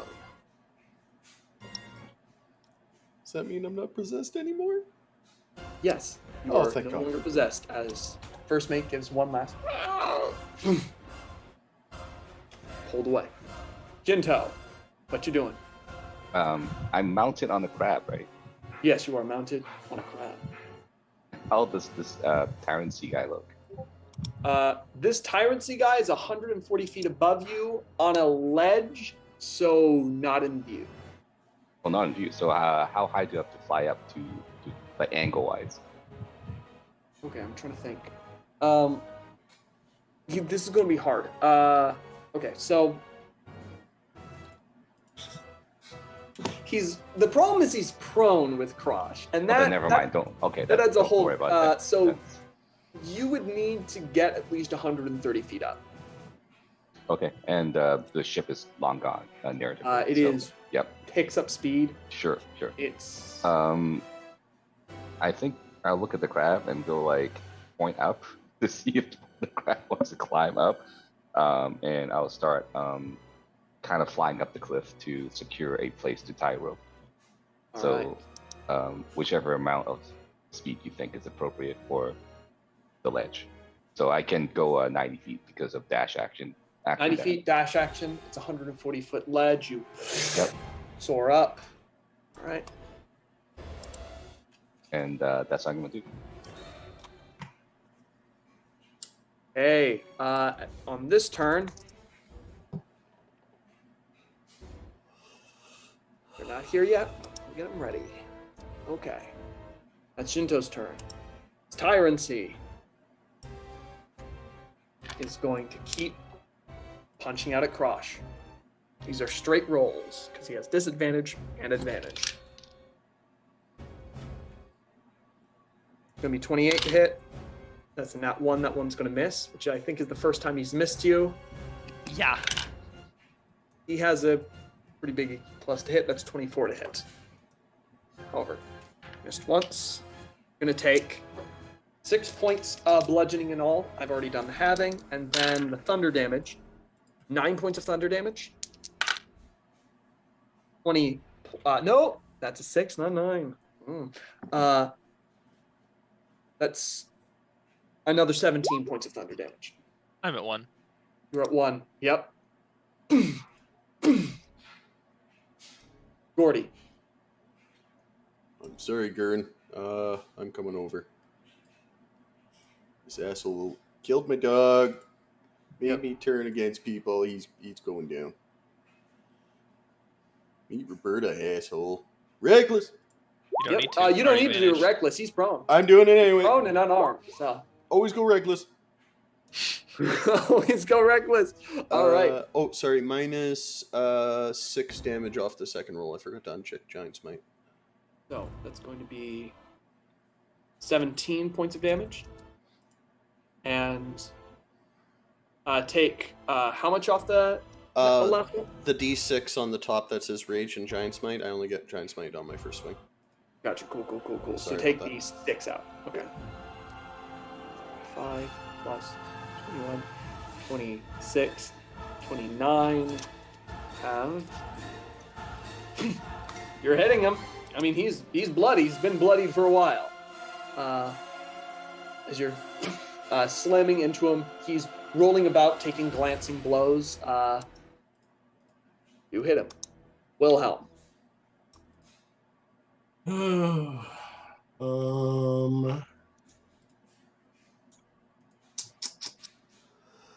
Decide how I want to do this. I think that this is going to be done correctly. Sorry,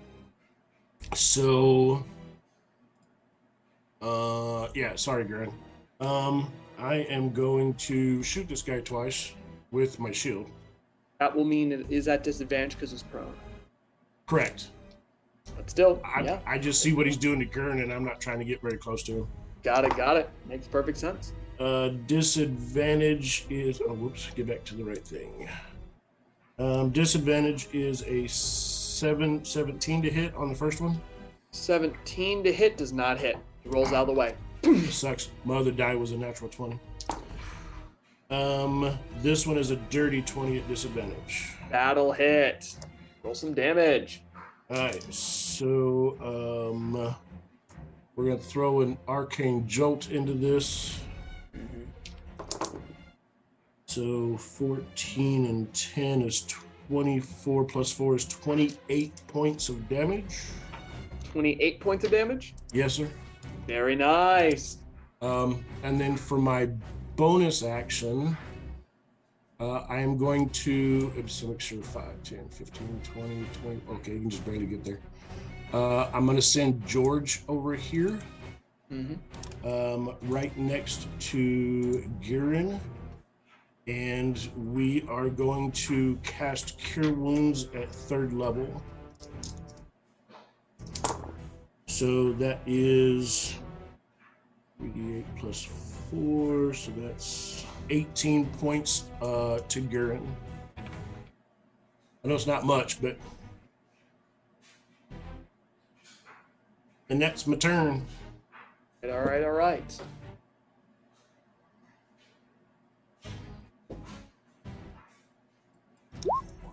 Nix.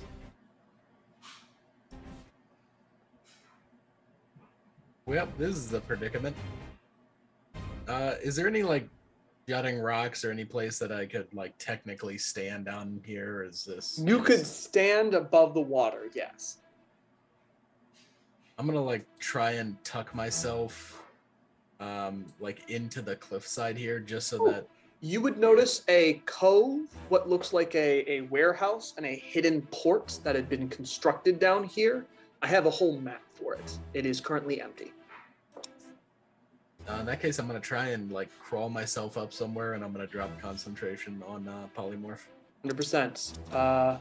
Wounded, you find yourself in what looks like just a makeshift living space. Does that take my action to get there, or? It's going to take your movement to get there. In that case, as my action, I'm just gonna like place my hand directly over my face, and I'm going to at 4th level cast Cure Wounds on myself. Face palm, healing yourself. Next up, Krosh. Yeah, we're just gonna keep playing into this guy.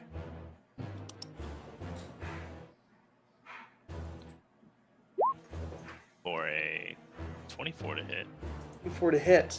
Yes, that's going to be 31 points of damage, halved. And a 17. 17 misses. Cracks the stone. What kind of armor is this guy wearing? None. Ah. No armor. He is just tough as he rolls to the side, keeps... anytime he's constant aggression, he either rolls back when Gordy's hitting him. For you, he just keeps getting inside your swing, so it's less effective. Or you only manage to uselessly hit him with a haft of the axe. Well, that's my turn. All right. Loyal crew is gone. Mythweaver. He's traveling very fast now. Jinto. I guess I can go just 60 feet up so that I can see everything. 60 feet up, you can see entire battle. And it looks like we have it under control, I guess, right? Because yeah, there's only his Tyrancy who's still fighting Krosh. And then I'll move another. I just want to see if I can find a place to tie a rope. That's what I'm worried about Nick's down there. So I'm going to fly to where the battle is and try to ascertain if there's a way to drop the rope down. A way to drop the rope down? Like tie it to like maybe Gordy or something. Yeah, you can tie it to Gordy. Gordy does no longer has the no longer cat cat ears. Okay, good. So doing that, yeah, 600 feet of rope just spooling going to the water. That's my turn, yeah. 100%. All right. Tyrancy. Yep. Don't keep swinging at Krosh. Straight rolls. I miss Sentinel so much. It's going to be a 16 to hit. 16 to hit is the lowest one. Yeah. All of them hit, no crits though. So that's good. All right, you're going to take 9 points of bludgeoning. That's already with all the halving there. And 15 thunder, followed by perfect 4 thunder. I just need to make 2 con saves. All right, and 9 thunder. So I need a 20 on this first one. All right. Barely succeed. 25, or I need to use my Relentless Endurance, and I use my Relentless Endurance, so I'm still at 1. You're still at 1. Crashing into you, his fist, you don't go down. And you're seeing as he's continuing to punch, there's like a mix of emotions going over him, like the realization he's going to die here. Then just the joy of like fighting, and then focusing in as you're not going down, a little bit of respect. Gordy. Die already! Reckless! Reckless, 100%. That's going to hit. Oh, shit. Sorry. Oh. All good, all good. Yep. So that's going to be 27, 30, halved. All right. Next one. It's going to be a total of 34, halved. All right. He's looking bad. He's real cut up. Massive wounds, screaming in rage. Wilhelm. 2 shots. All right. First one's a hell of a miss. Mm-hmm. The second one, it's only a 17, so those miss. All right. And then as my bonus action, oh shoot, I gotta look at his to hit. George's to hit is my spell attack modifier. Another touch spell here. That's a 21 to hit. 21 to hit. Yes, it does. 3, 6, 7 points of lightning damage. 7 points of lightning. All right. I need to start making rolls.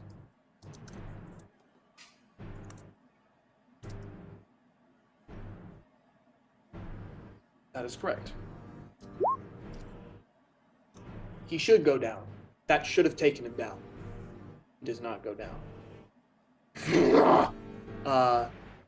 Yeah, still up.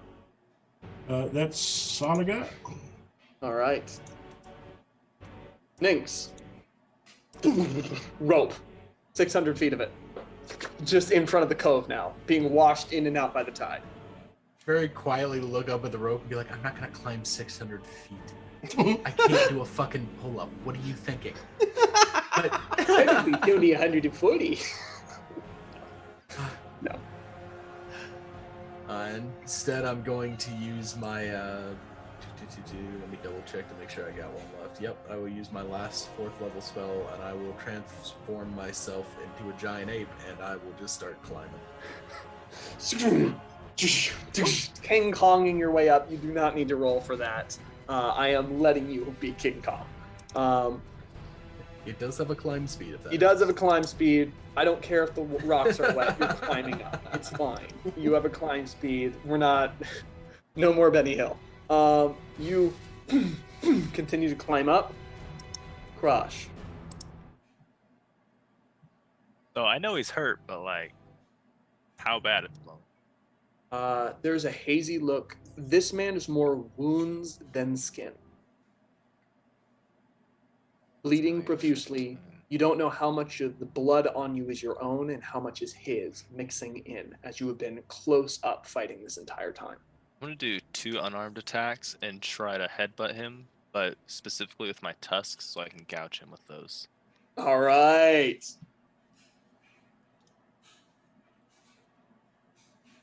16 probably misses. 16 misses. Second one's also a miss. Yep.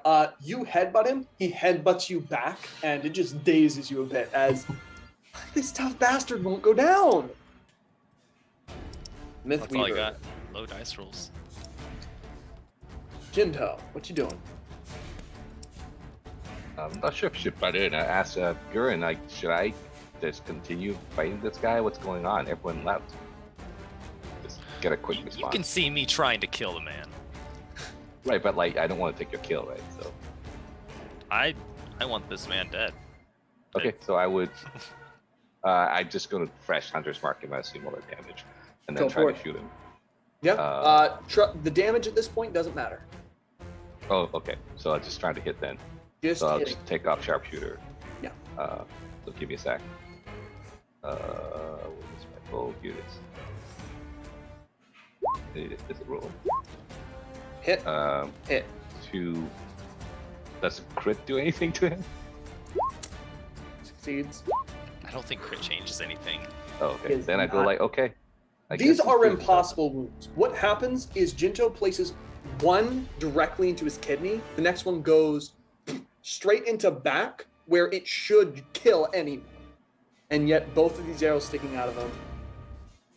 Yo, like, what did you do to piss Guren out? Just give up. And that's my turn.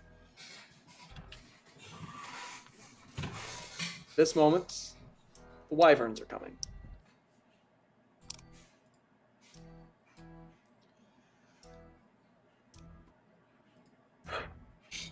The riders on their back, they're soaring in. He coughs up blood with just his hands gripping Krosh. I won't remember you in the stories they tell. I'll just sing about how hard it was to kill me. And he swings down at you.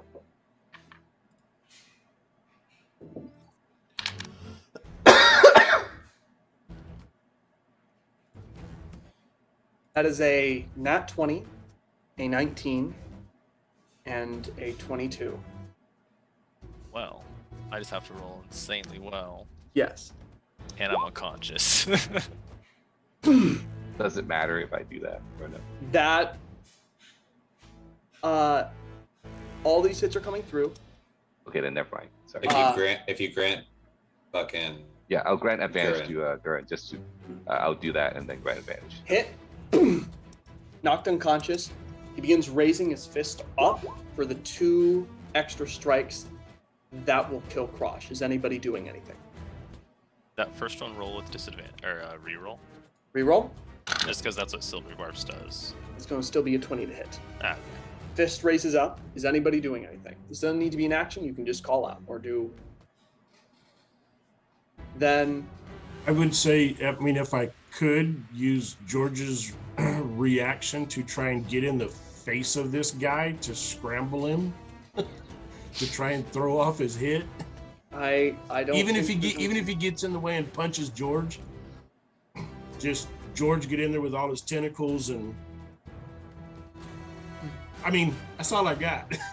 Yeah, it's not gonna work. That's it. Punches. Once. Twice.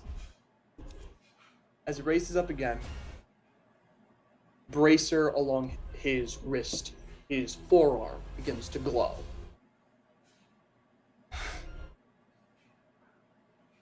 And Krosh, bleeding there, knowing this probably would be the last sight you can see, it's almost as if something holds him back.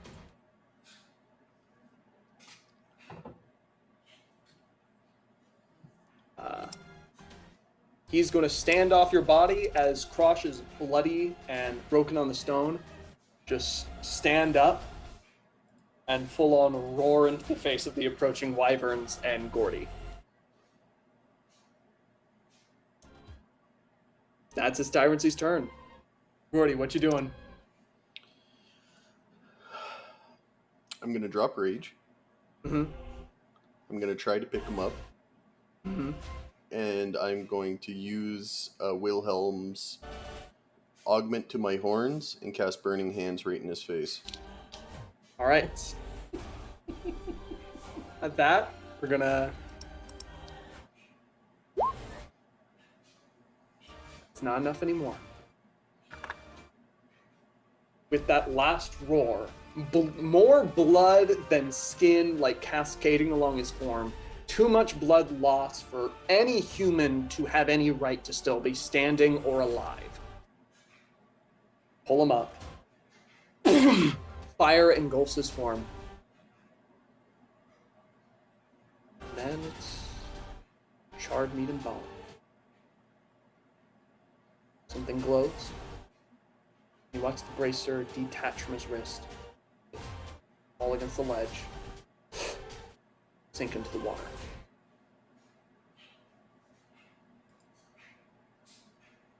He, in your hands, mouth stretched into an eternal roar, is very much dead.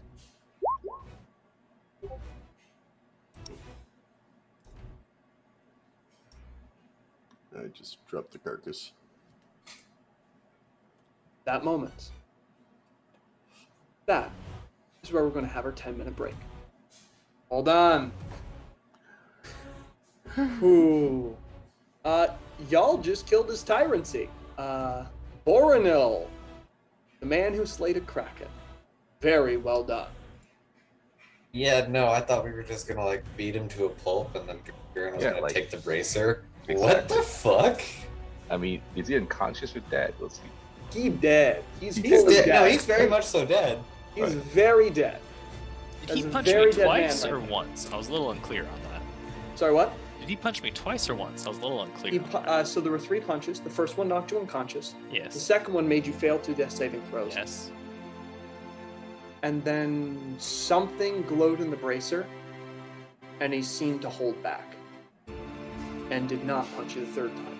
He could have. But I saw that. You saw that. How? I was unconscious. In general, I treat unconscious not necessarily as being unconscious, but being unable to defend yourself. Your vision was a red, murky, crimson-stained vision. That is an important thing for Cross to remember. That said, that is where we'll call our 10-minute break. See you all after that. Yep, right back.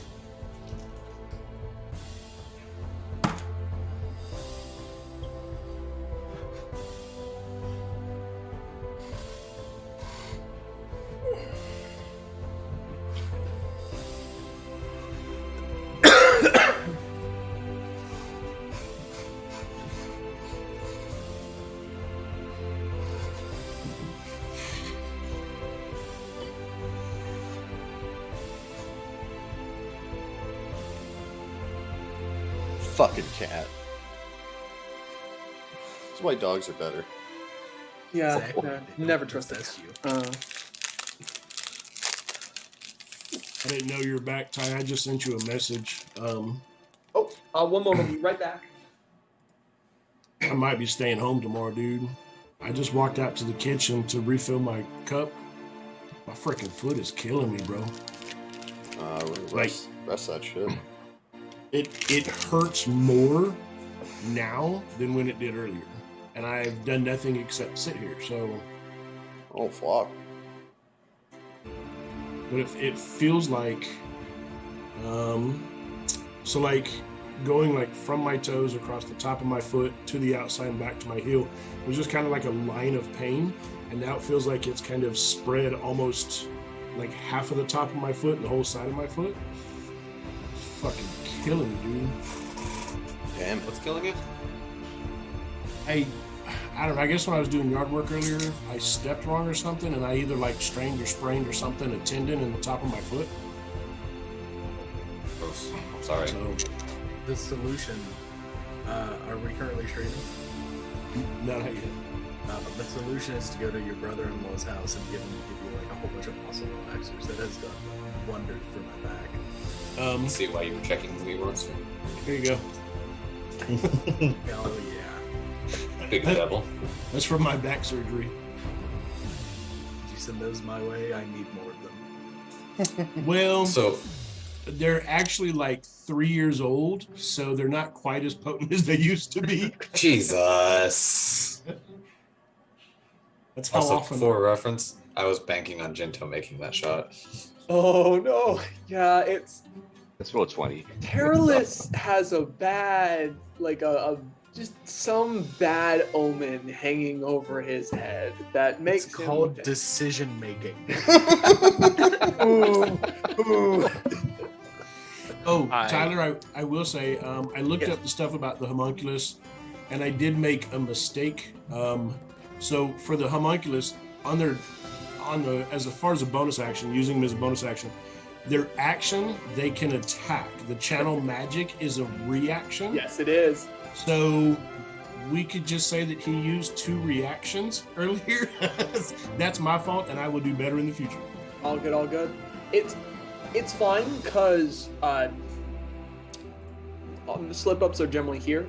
This fight from a certain point was going in a certain way, and I think everything that happened was incredibly cool.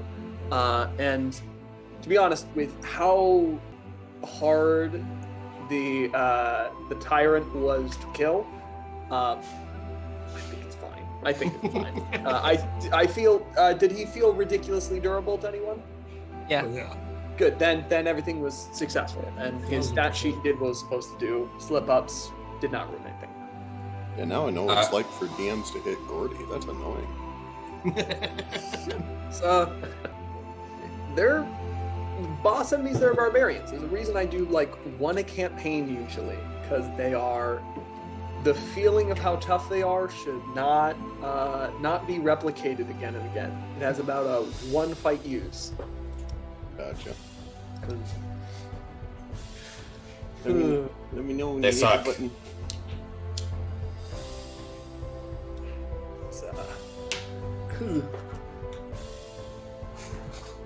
Refreshed, all set. All right. I got my booze. Let's rock. Hopefully you find the bracelet. Yeah, good luck, Guren. Still unconscious. Still like in a state of half conscious, unable to move, brain rattled inside your skull, weak from blood loss. It's rough.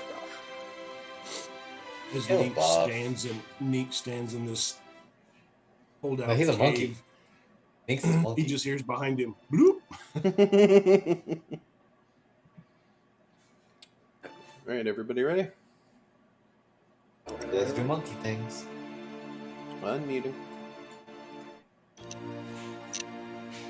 So, right before the break, we had just finished up the fights with his Tyrancy Boronel, who the group had managed to take down the ship, now set for a far horizon with Terralus still on board and captured.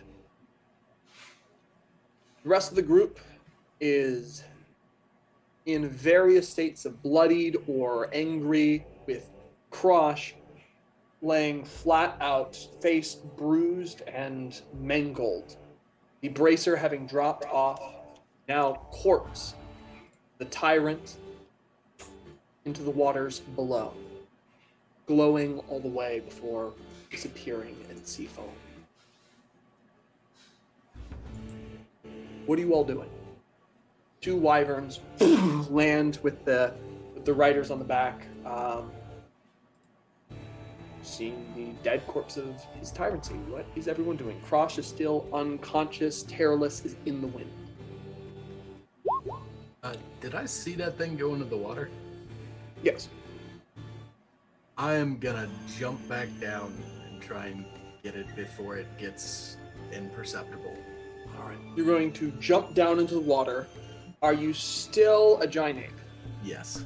Make a perception check as a giant ape. As soon as I take the damage from the water, I'm gonna drop concentration. Okay, fantastic. Take the damage from the water. The giant ape is able to take it, and you sink into the water. There are dark shapes moving about. You look for the bracer. Make a perception check. Giant ape probably was better at this. You see murky water and dark shapes circling and getting closer. In that case, I will go back up to the surface. Yep. And it peaks the surface. And at 5th level, I will cast polymorph on myself. Fantastic. What do you polymorph yourself as? Back into a huge giant crab. They immediately swim away. Like, you just see the fin immediately like swerve underneath the water. It's like, nope. It doesn't understand what just happened. It's not dealing with it. And I am going to just sink to the bottom and start looking for it. Fantastic. You sink to the bottom and start looking for it. Make a perception as a giant crab.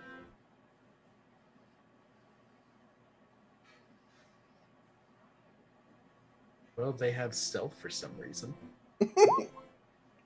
Yep. With the chances he can just take You 10. have no clue.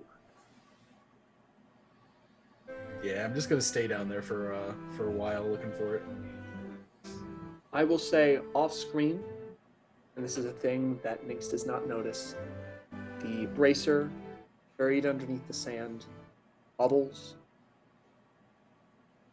glows with a bright blue light, and disappears. That is fair. Which is something Nix does not see, as given this amount of time, it does whatever the bracer is oft to do.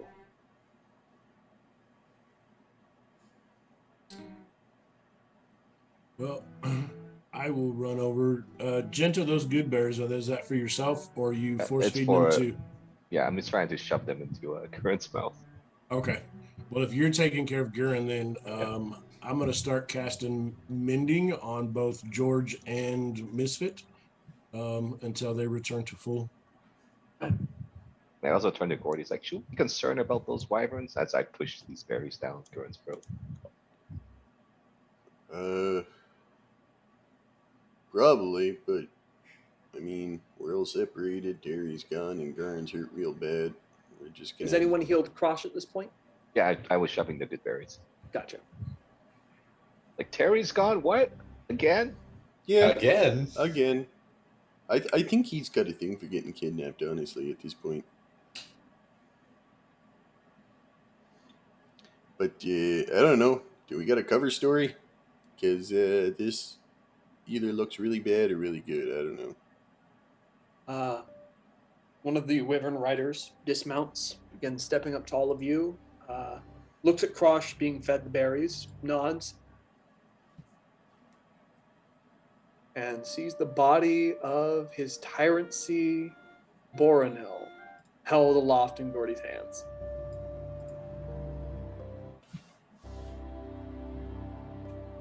Sorry.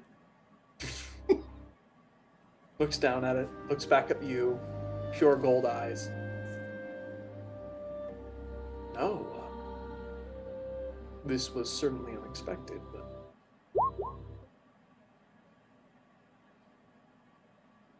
He is wanted by the island.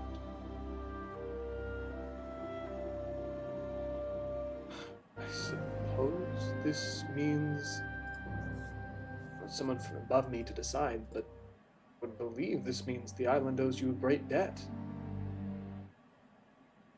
This was one of the most prolific threats to order here under the Shepherd's rule, and in a day, you have all taken care of him. I suppose, with the little authority I have, I thank you. Can I do anything to help you?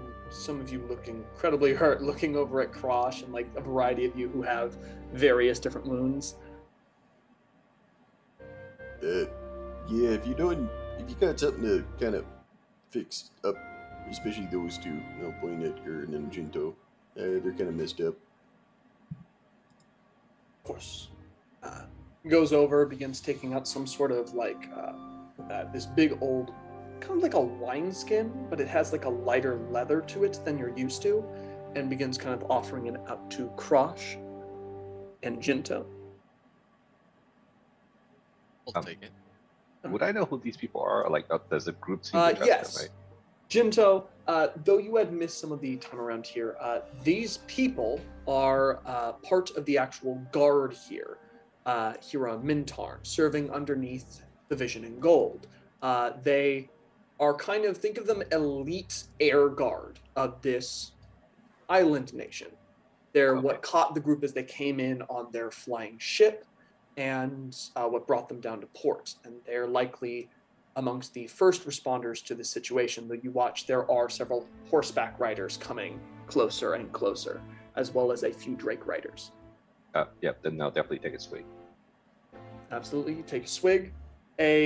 Both of you would feel a heavy burn throughout your body that resolves itself into some pretty decent healing.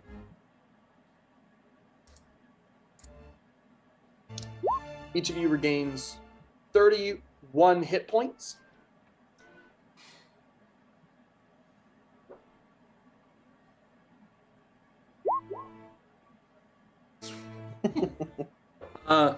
This does require you to, between the two of you, you will drain the entire skin. Takes it back, wraps the empty skin to his belt. Would you like an escort back into town? I seem to remember you were out on a nature jaunt, but would you be interested in continuing that? How did this happen? Did you just happen upon the...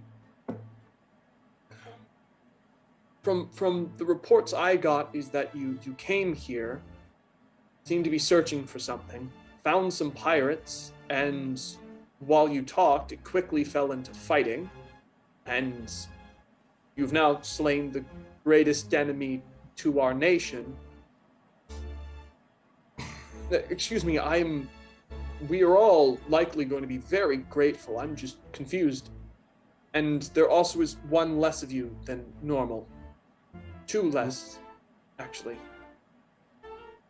Right. So, if you're that grateful, I think we could definitely use a favor. I don't know that we need guidance back into town. I'm pretty sure we can find our way, but one of our team members is on a boat headed somewhere, and you look like just the people with the right type of transportation to maybe catch him. You see he looks up, and he's kind of looking up in the sky as he realizes, like, there are no clouds above anymore. The clouds left with the boat. But there's like a light drizzle hitting his face from a completely blue and clear sky. Sorry. I don't really have the authority to do so. What shit? Looks off in the distance. I don't think I ever caught the name of it, but it belonged to this guy. The Weaver. You say he was taken aboard the Mythweaver? Yeah, Terry, of all people. Imagine that. That will be difficult. I'm sure the shepherd would be more than willing to help in any way he can. And he seems to be watching something over your shoulder, his face kind of pale slightly.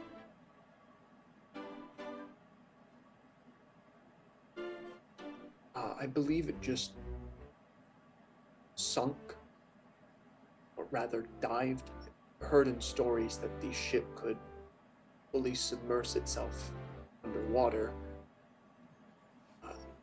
And unless it is sinking, it's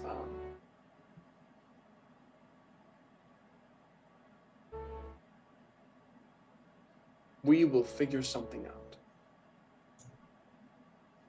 All right. We will figure something out. Got any bards for hire that don't like getting kidnapped?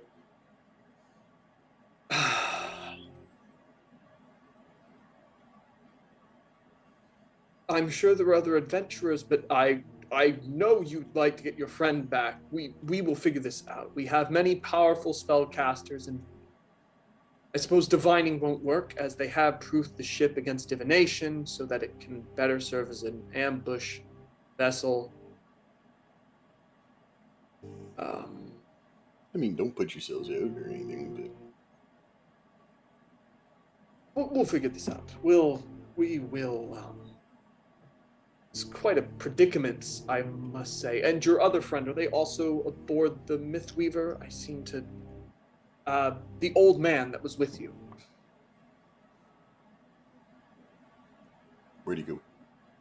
I don't know. I would hope you have kept track of your elderly friend. Yeah, I don't know much. I had a bad run-in with a cat. I see.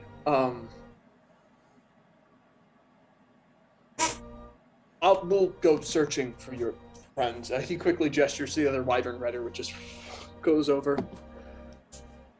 His head immediately tips aside. Oh, there seems to be a giant crab on the rocks below. Yeah, he's good. Are you sure? I'm afraid he might have been eaten by a giant crab. We can quickly slay the giant crab if you need us to. Nope. No, we'll, a crab was up here earlier. It's quite friendly. We'll be fine. A friendly giant crab. I'm used to only seeing those to be incredible predators, but I'll take your word for it.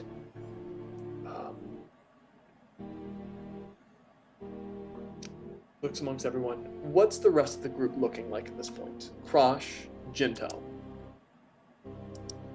I would have gone to the guy's the arm that had the bracer and sliced it right at the forearm.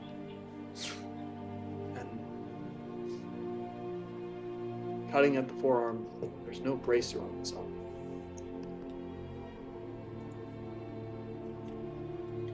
I'll help look. Let's just see if there's anywhere else on his body. Maybe he's hiding it, right? So let's search his body first down. Searching his body, you find a wineskin with 3-day-old wine.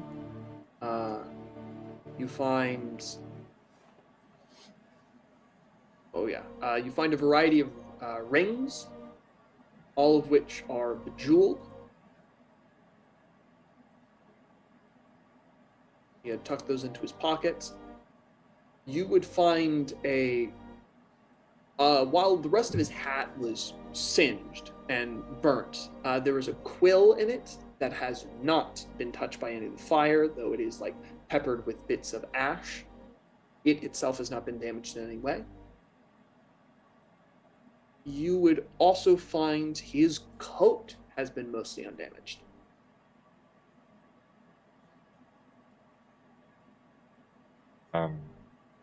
I would let people know about that. He noticeably doesn't have a coin purse on him.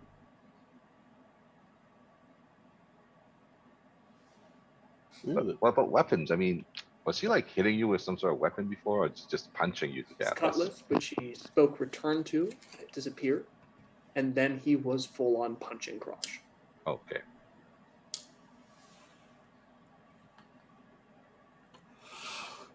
Guren, you okay, Fine. buddy? Yep. I'm kind of just stepping on where I just cut the arm off. Because it's gone.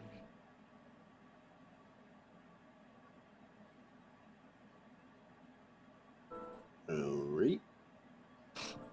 I mean, what happened? I saw you guys like arguing, and then like you just fought. Yeah, I'll give a side look to the guard. Yeah, we'll we'll Yeah, chat. we can figure it out. Sorry, just Yeah, no, you're good. Just, yeah. I don't know, fellers. You think we're good? We're good, eh? These guys When can I get bugger off. done.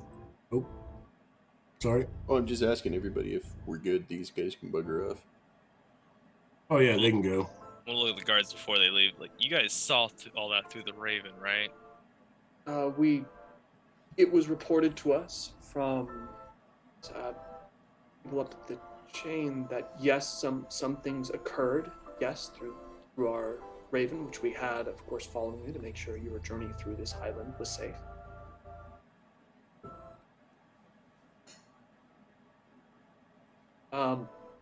Ooh. They're trying to look at the body as you're kind of like moving over and looting it.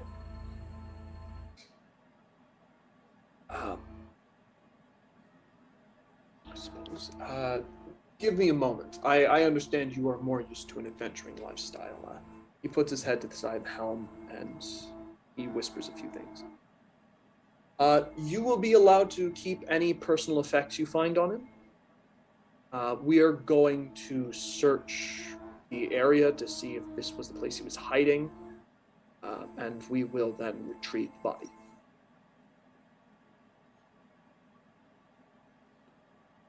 Nod towards you. The people on horseback seem to come here. People are dismounting, asking questions. They're conversing amongst themselves. They're moving about. There's a respect and distance they're having with you as they're like trying to piece together what just happened. But there's like no arrest. They're not keeping you here.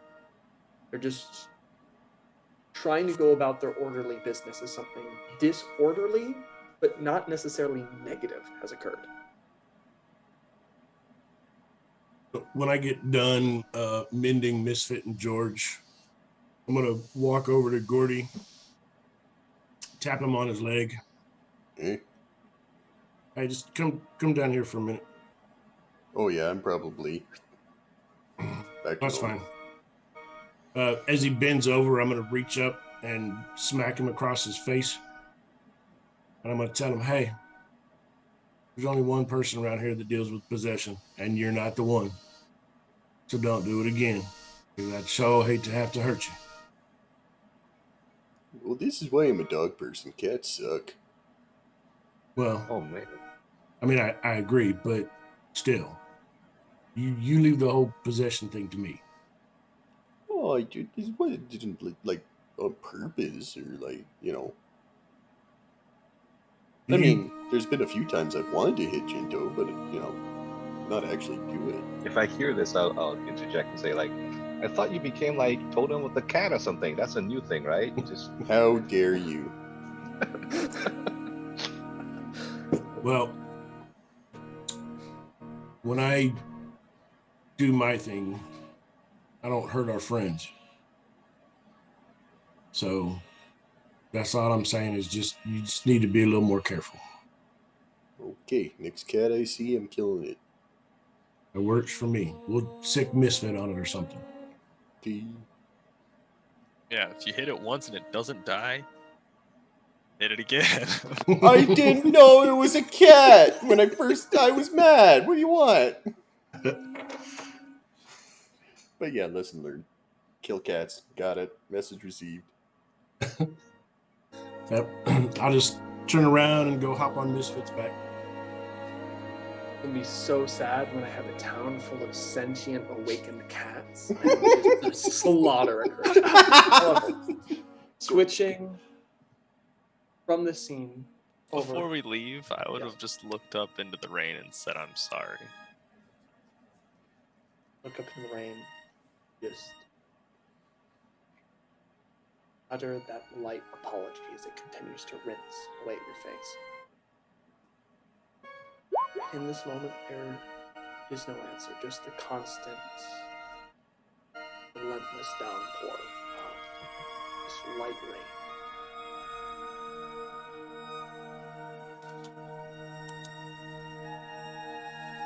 Back down to Nate. Are you heading up? What are you doing at this point? Once I've searched the area enough and kind of realized it's either not there or got washed or carried away, I'm gonna head back into that little alcove, and pop back on that dry land, drop concentration, and just start looking around for a bit. Absolutely. You do hear voices and footfalls as someone says, "What? They tunnel an entire tavern out here?"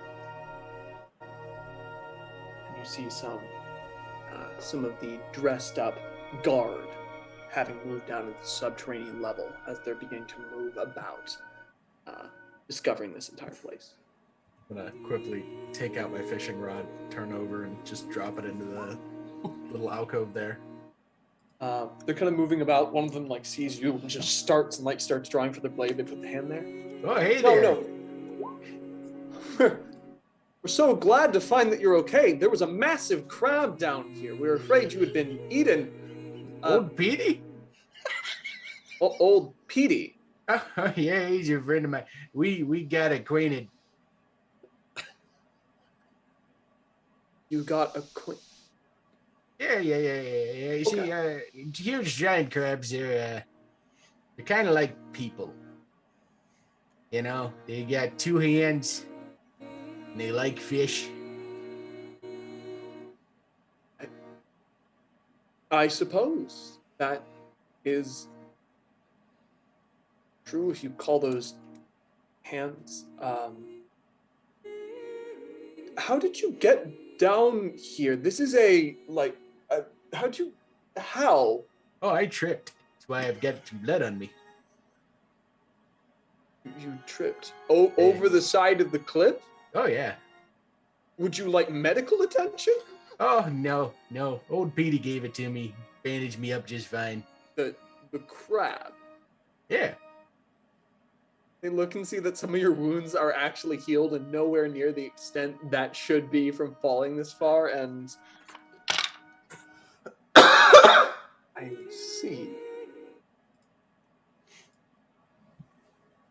Just walks away with the shell-shocked idea of someone who had just witnessed something truly insane and doesn't know how to process it. You are not arrested. Nobody hassles you.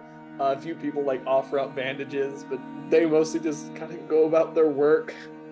Again, very orderly people thrown off by a not necessarily negative, but something here they don't really know, since your friends slayed what to them is most wanted, number one most wanted on their nation's list. You were part of the group that got rid of them, so they're not going to hassle you too much. It is. In that case, I'm just going to use them to search, and I'm just going to see what they find. 100%.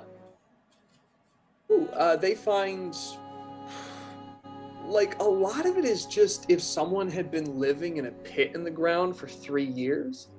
It's just the refuse and general journaling you get from that. Lot of wine casks. Lot of bits of dwarven whiskey, few practice dummies. There seems to be a number of rooms here, a set of women's clothing. Oh, that's mine. I just This is yours, they say as they pull up a chest full of women's clothing that would be to fit a 17-year-old girl with some lean muscle. Well, I don't expect you to fit in it. So you're telling me that this belongs to you. This chest full of women's clothing placed inside of one of the rooms in the subterranean pirate base, despite the fact that you arrived at this island 1 day ago, and there are clear signs that someone has been living in that room for a very long time.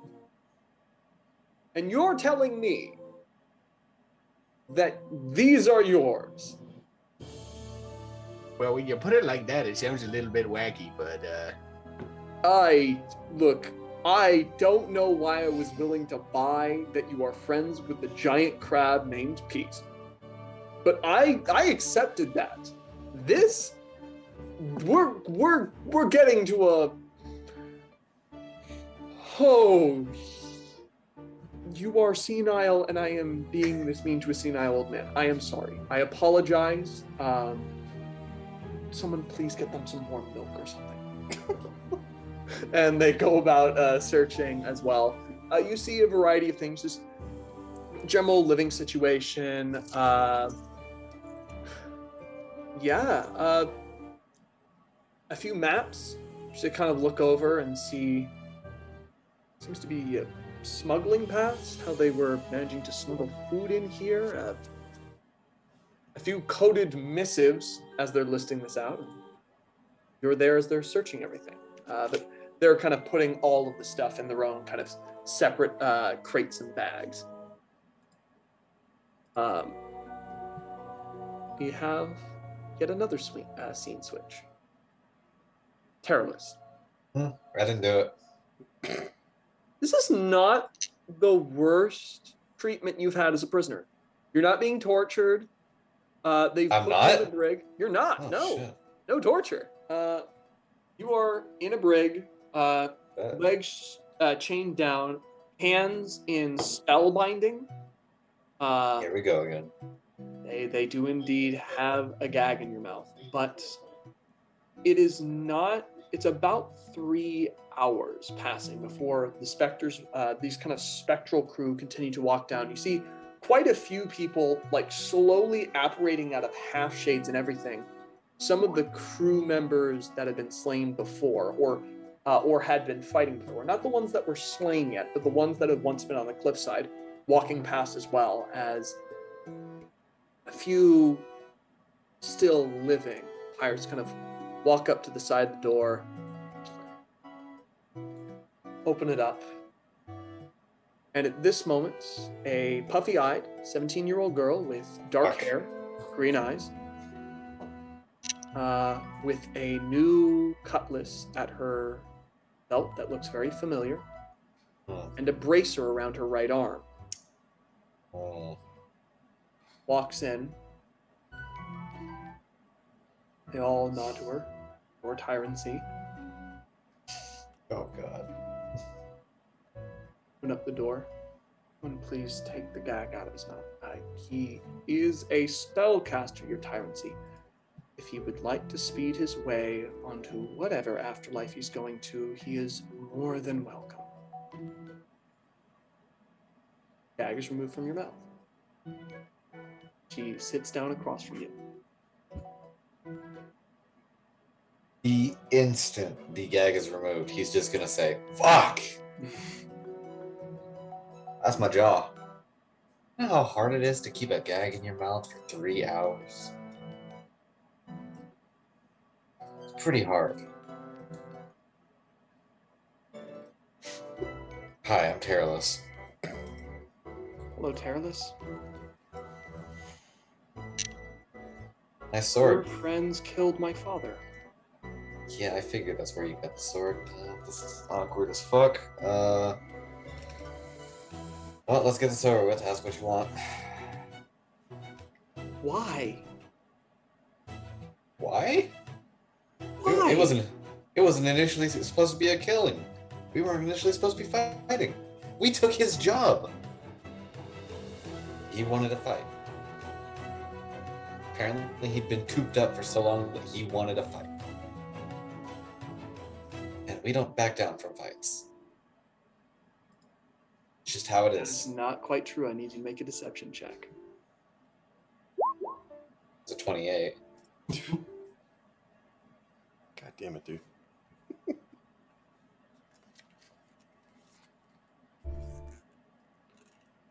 They said my crew said that one of yours struck first. Did he? Because I was only half paying attention. I was here for a job.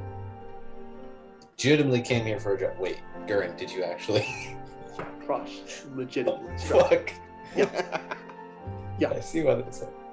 Technically, Tyrancy struck first because he hit Gordy. There was a boxing match between Gordy and his Tyrancy. Then you guys got into negotiation. Crush charged, and you, Terrorless, have no idea why. Talos is gonna sit there for a moment. He was gonna do the thing that I'm doing, where he's just like stroking his forehead, trying to figure out what the fuck was going on. But instead, it's gonna just look like, Yep. all right, you know what? I don't know why the fuck anything happened anymore. I'm gonna be real. I came here for a job, to kill a tyrant of a dragon.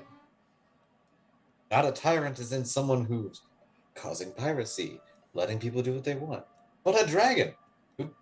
The job my father hired you to do. Yes, 100%. I came here for that job. I have no idea why everybody started fighting. I'm going to be perfectly honest. I'm going to be perfectly 100% sane.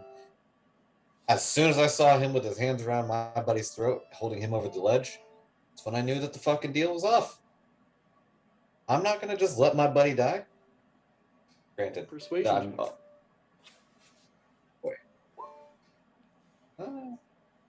It's one higher than my natural. Your friends, one who attacked my father, you don't know why he did it. Fuck no. I don't need to know his reasons. That's not my job. That's not my business. He's my friend. It's my job to jump in and help him when needed. Loyalty. My father had very few values. He was a simple man, as he would put it. He honored loyalty. I don't think it's about what he honors anymore. So what you gonna do with me? You've asked your questions. Unless you got more. Tell you. I can't kill you. Why not? It's pretty fucking easy. My hands are tied, my legs are strapped up. You got a couple hundred cronies My around father here. believed loyal men deserved honorable deaths. And as much as I could duel you on the deck of my ship, I'm not my father. I'm not so stupid as to risk the future of everything on a duel. Oh, that's fair.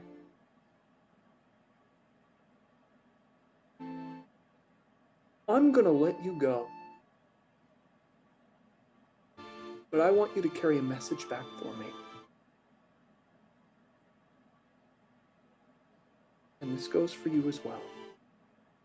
I want you to tell your friend, the man who killed my father, no matter what rock he hides on, no matter who he calls his friend, no matter what banner he flies, I am going to take it away from him. Slowly, surely, and with cold, calculated exactness.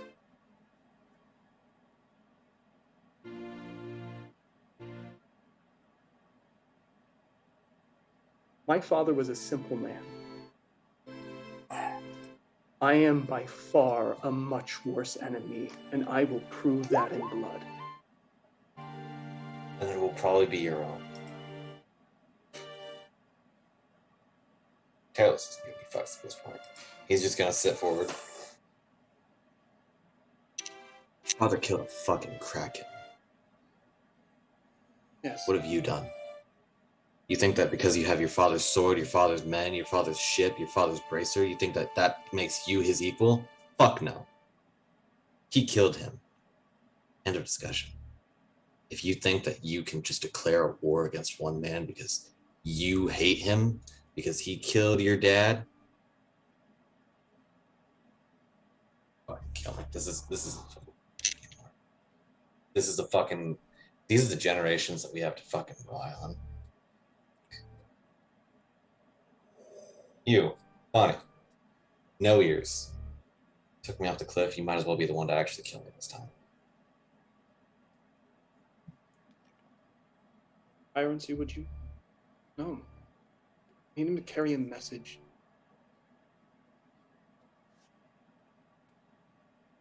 How good are you at swimming? When my hands and feet aren't tied up, I'm fairly good. I can't even Hope tie you're up right. on boats a lot. Untie him, toss him overboard. Give him a piece of wood. And that one for. You're brought up. Bonds are cut. Plank of wood is given to you. You are tossed overboard. How long has passed again? 3 hours? 3 hours. And it hasn't been a new day? Hasn't been a new day. As I'm being thrown overboard, I'm going to Misty step back on board. And another thing! People are drawing their swords. She is not surprised nor impressed, just staring at you coldly. You could have made a lot of money by turning me in. And then Misty step ourselves back onto bed. You misty step off. You splash into the water. It's about sending a message. Yep. And now we have no idea where the fuck we are. We're just You gonna float. are distantly far away from shore. The dark shapes of something constantly moving underneath the ship's hull, like kind of brushes up against your foot, some sort of slimy exterior, and you're quickly left behind in choppy seas with a plank of wood, and you see a distant shore to kick towards. Well, fuck it. Enhance ability on ourselves for strength, and we're gonna start paddling. All right. And you start paddling away. Even if we get fucking levels of exhaustion for this, fuck it. Let's not get fucking eaten by a goddamn You shark. paddle, yeah, no, it makes sense. You're swimming. You're going as far as you can. At this moment, I'm gonna say by the time you get to shore, roll a Constitution saving throw. 14. You do make it to shore. You have exactly 3 points of exhaustion. You are bone tired. You look up, see like the cove where you had left from, like off in the distance, kind of to your directly to your west.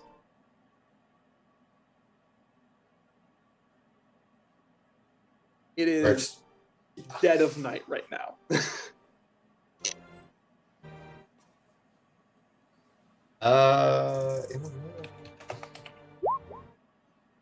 Yeah, Terralus is just gonna go back into fucking survival mode. He's got 1 HP. He's dead exhausted. Just gonna fucking strip, make a fire, call it a night. He's not dealing with this. He doesn't know if they gave him back his gear even. They gave you back your gear, yeah. Thank They threw God. you over. You have your gear. It is Hey, one that's of the one nicer kidnapper. stays in captivity you've had. Much better than the Brothers 3. I'm gonna have to give One that a kid- Yelp review.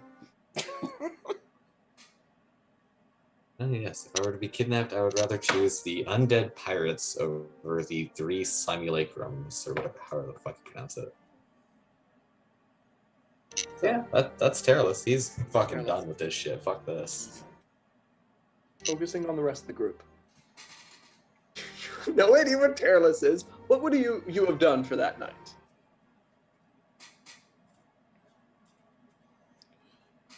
Well, I think me and Willie are the least banged up, so I guess, hey, we'll make a camp there, bud.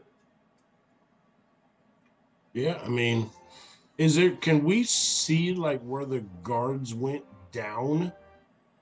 Oh yeah, it's into the pit. They're not hiding it. Like they have gone in. They've just begun searching things. They're pulling in categorically, kind of placing things within chests. They load onto the wyverns. Yeah, I mean, I think I would have explored a little bit anyway, and eventually made my way down.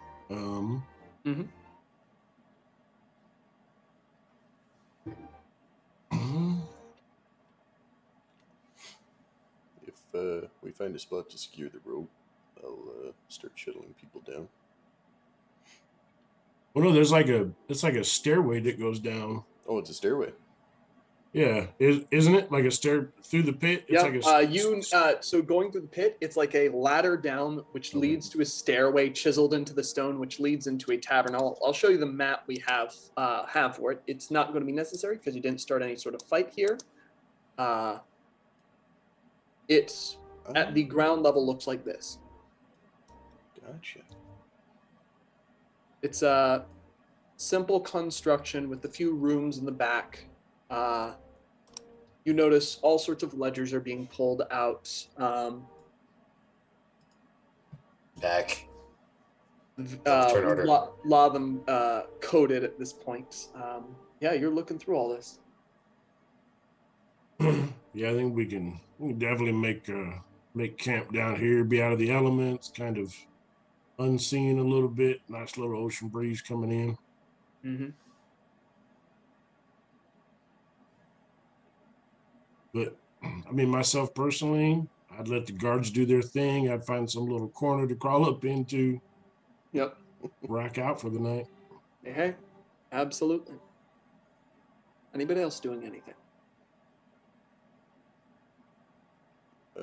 If there's a point when the guards bugger off, I'd like to turn to Guren and say, "What the heck was that about?" This moment, I think the guards are not nearby. They are still working here. They're not going to leave this place for a good bit, but you get some distance. Okay. Ford told me that the other bracer was belonging to someone unworthy.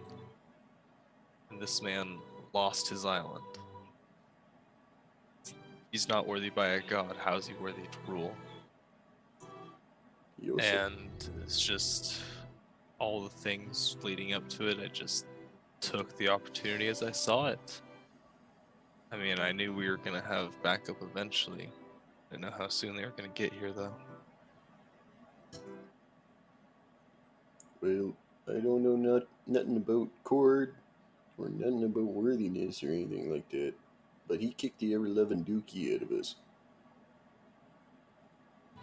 Yeah, I thought that Kraken story, that I thought that was not true. I'm pretty sure that was true. Yeah, I'd buy it. I mean, that ship was pretty creepy, eh? You see all that? It had some funky stuff on the bottom of it, I think. I'm not too sure. I don't know. Well, sorry if I jumped in late there, but, you know, I know you're big on your honor and all that, but you got to the point where I'm like, well, he's going for a John Bull, so... You're good. Don't worry about it. And sorry, Jinto and Ninx. Yeah, that sucked. I don't know what to say much about that. Are you talking about when you knocked me off of a cliff? 150 feet. Spiky, sharp rocks. Icy cold water. Just gonna take a sip of my flask. The pain of flint shards piercing in my skin. The struggle of trying to breathe while I fought off dozens of sharks. That incident is what you're apologizing for? Okay, now you're... You know, I feel sorry, but now you're overselling it. Yeah, no. Water under the bridge. Possession happens. Okay, thank you. Sorry. I mean, it's expected. What do you expect when you fight a cat? That's what happens. Well, I mean, if you really think about it, you knocked me off right before I jumped. So you kind of did me a favor. Okay, that's good. Yeah, I'm just glad I didn't really do any damage. That's what Yeah, I don't want to talk about it no more. Here, everybody want a drink? I got a little bit of something left. I'll start pouring some out. I'll pass on it.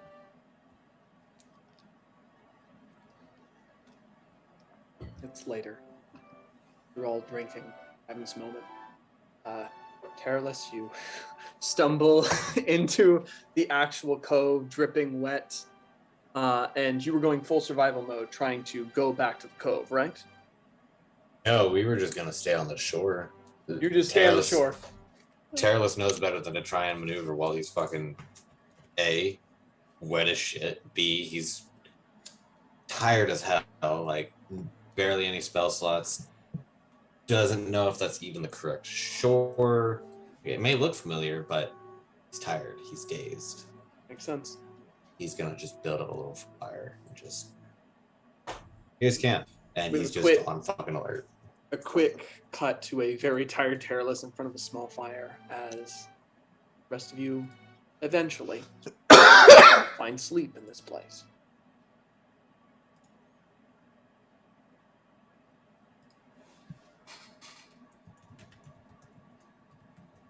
Morning comes. Frosh, you wake up first. A pulse of blue from your bracer. Fades. Still stays in your arm. As if to say, considering your arm has not completely turned into water and melted off your body, you are still worthy.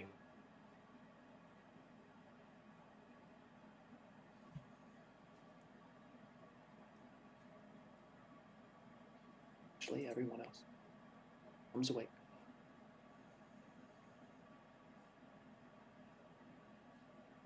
What are you doing?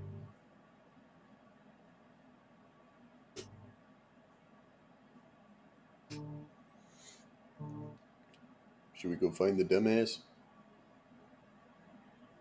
I mean, if he was on that ship and it went under, there's a really good chance that he's either dead or he would show up for until he's in a body bag. I mean, well, you wait for the ransom note like last time. Oh, yeah.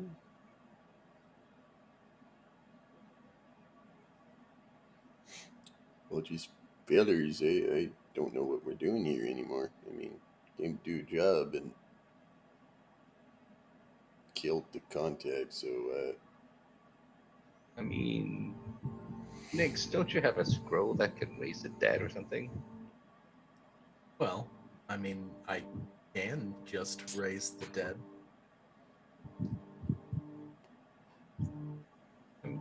I mean, did we make a mistake? I don't know. Like, we came here for a job and we knew a lot of adventurers went missing. Did we gather why that happened? Well, I mean, I can. Alright, here's what I can do for you. I can go back in time right after we killed him. I can get him back up.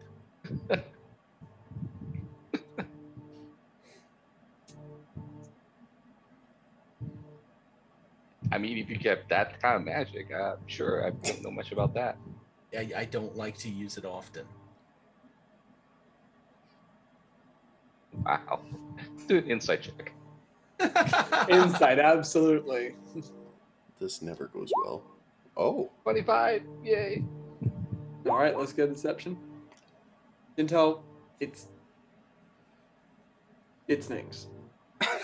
Okay. I go like, oh.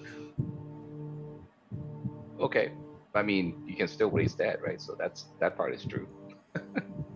I haven't really mastered that part yet. Like, I got the, putting life into fresh dead. The long dead, that's, a completely different skill set. It's kind of like people who are really good at pottery and people who are really good at building houses are two completely different things, but they're still building something that contains something. Well, I surely miss our friend the chicken at this point. So, Well, I mean, that's fine. Yeah, because Vernon's the only one who can magically heal it. No, that's fine. Keep it up, Jinto. He's never gonna heal you again. well, I mean, let's try to group up and maybe get Also, the semblance. Yeah. Before I forget, who was holding the coat and the feather in the hat? I thought I'd pick them all up and put them in the bag. So that was a general group thing. Yeah. I will say if they're bag of holding, correct? Yeah, bag of holding. And then I would probably ask Wilhelm if he could. You identify put them in one. the bag of holding? Yeah. Not a good idea. Roll dexterity saving throw. All right, here we go. You jump out of the way just soon enough as your bag of holding and the coat meet. They are dumped into the astral plane. Okay. There's nothing in my bag, so at least that's good. You stare at the bag of holding as the coat of endless pockets disappears. I'll say that you are still holding the feather as the bag of holding has now ejected rings, itself into the astral plane. I was like, oops. I'm looking at Wilhelm like really sheepishly. Like maybe Wilhelm. Yeah. Wilhelm, Gento broke space-time again. I thought when I got kidnapped, all the bad decisions left. Apparently, I'm the one where all the bad decisions coalesce. I'm so sorry, guys. I don't. That's. Well, he can't make the mistake again. It's gone. It's gone. I'm sorry. Was that What was in the bag? I don't have anything in the bag. That's the thing. So I was just about to put the coat in. That's what. Good. Okay, so it's just the bag and the coat that are gone. Yep. I'll cross out the coat of endless pockets. I will delete my bag. I'll walk over to Gento and kind of point at the quill and just kind of do one of these things. And if he hands me the quill, I'll go back over to my little corner, sit down, and ritually cast Identify. It's a paired message quill. Any message written with this quill will be transcribed to its sister quill, wherever it is, and vice versa. Well, I will tell everybody what it is and what it does, and see if anybody wants it. I feel like if it's already paired to a quill, it would be a good way to ask whether or not gonna make Terry heal Hall.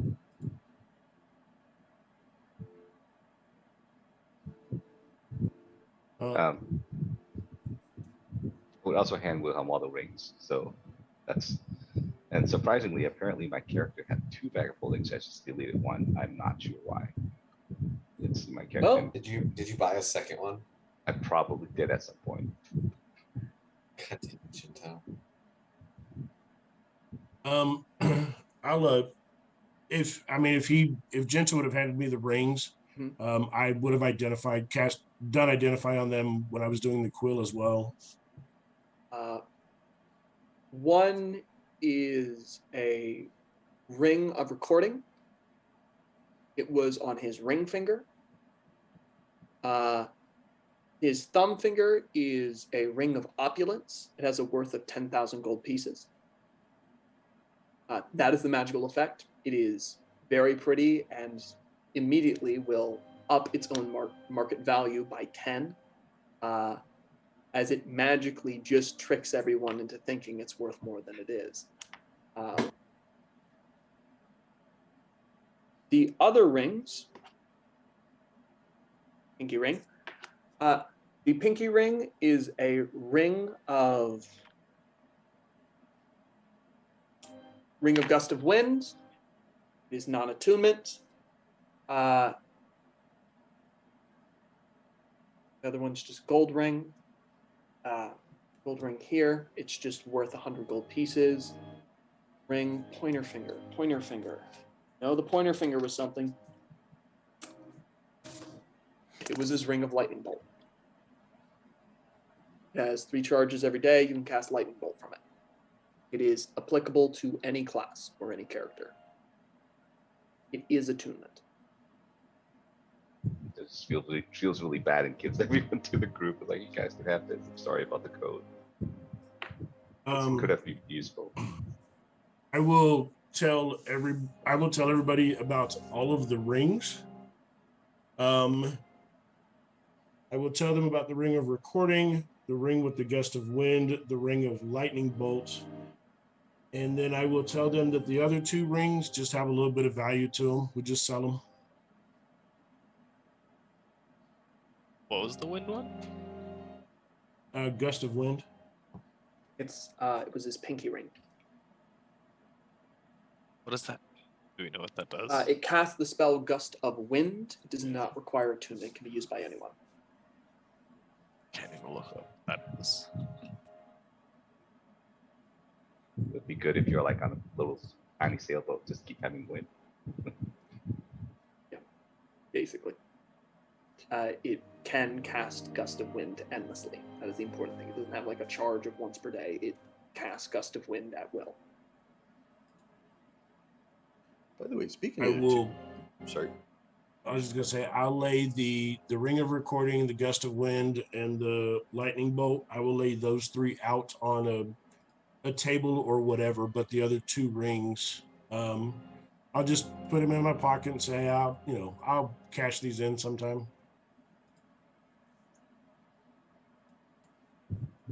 Yeah, sure.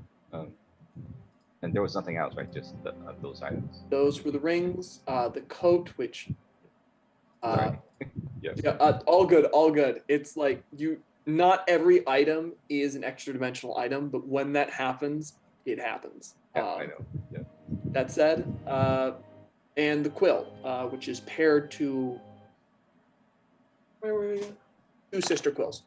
It can be used, and basically, if you understand how it works, because you identified it, you do.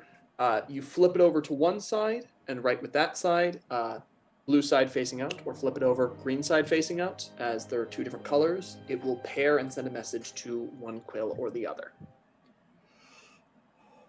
What kills me is that she had that quill. She probably has that quill. And she still wanted to kick me off. Like, damn.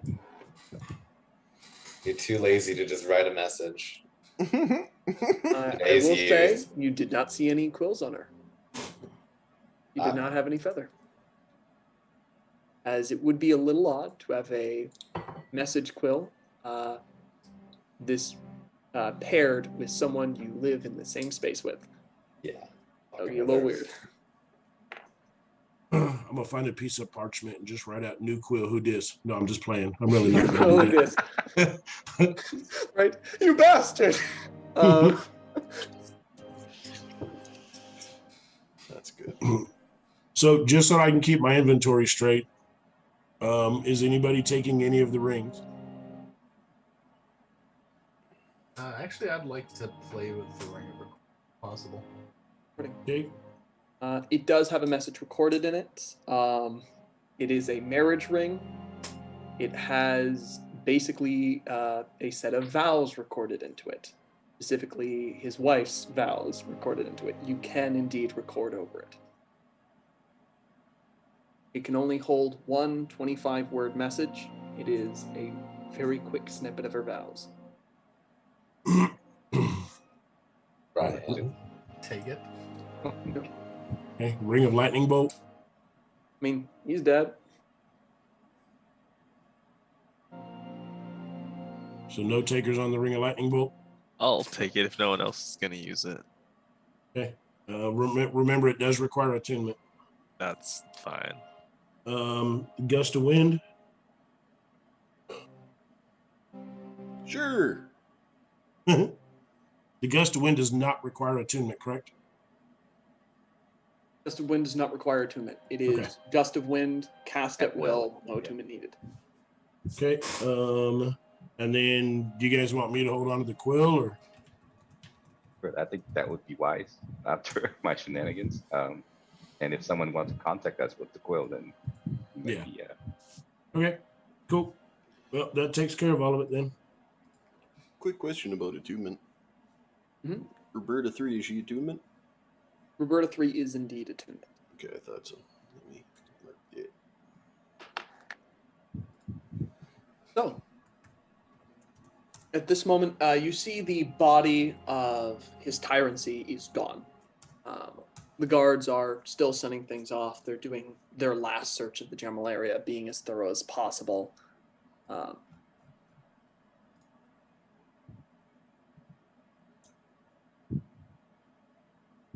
What are you all doing? Does the ring have an inbuilt spell DC? For the lightning bolt, Yeah. DC 17. Okay, cool. Dang it. So, do we try to negotiate to get our bird back or what? Well, we gotta figure out where he's at. Do we have access to divination? If we go back to town, I think we would. But druid seemed pretty powerful.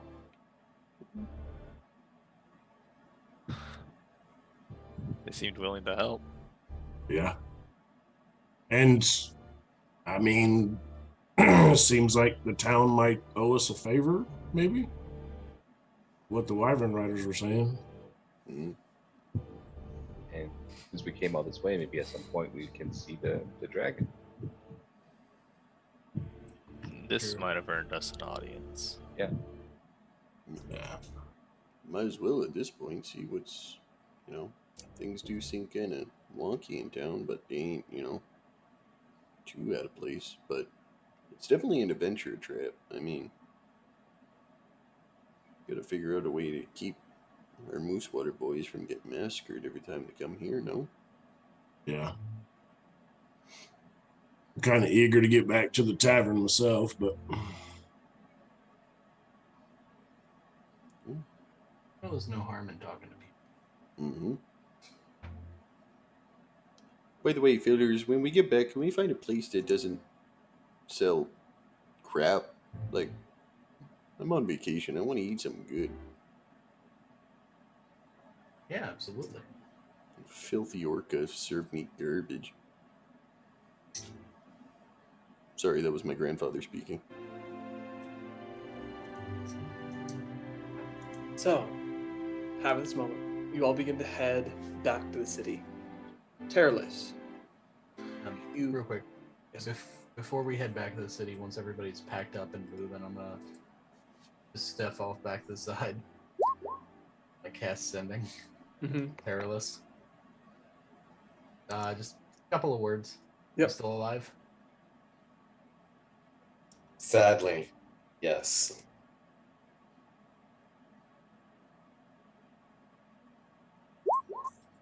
Where the fuck are you?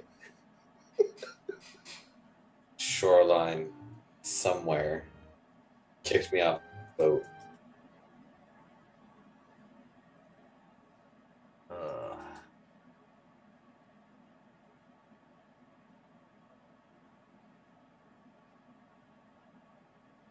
Yep, I'm gonna just head back with the group. I'm laying naked by a fire.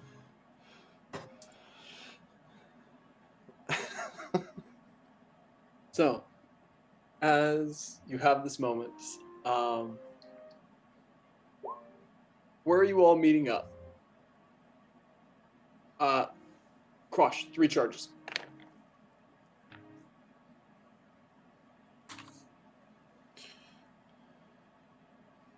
Do we go right to the druid, or what's everybody thinking?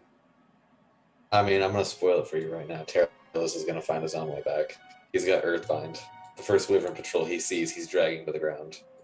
Ah, The first wyvern patrol you're seeing, you are dragging to the ground. Interesting. Make a perception check.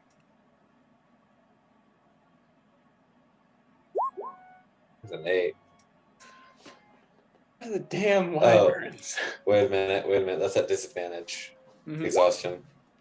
Yeah, still an 8. You're looking around for a wyvern patrol, like, yeah, I'm gonna drag one of them down, I'm gonna tell them what's up. Man, these trees sure look like wyverns. You're looking Just around wandering at the through the trees, woods. you're like, where the hell are you? You're in some sort of like dark jungle at this point. You're like hearing like jungle birds off in the distance. There's mosquitoes biting at your neck.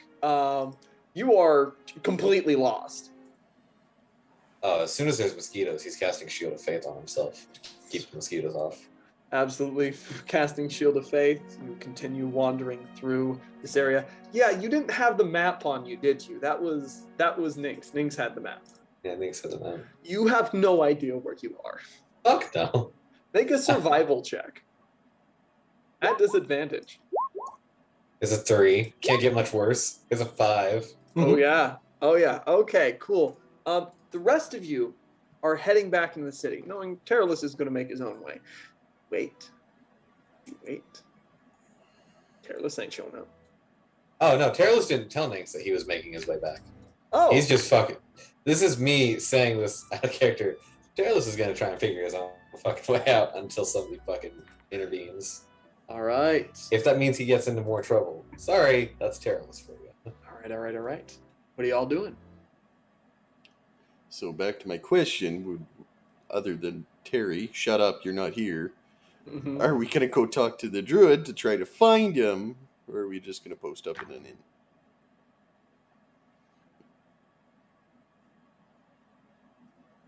I feel like we should go looking for him.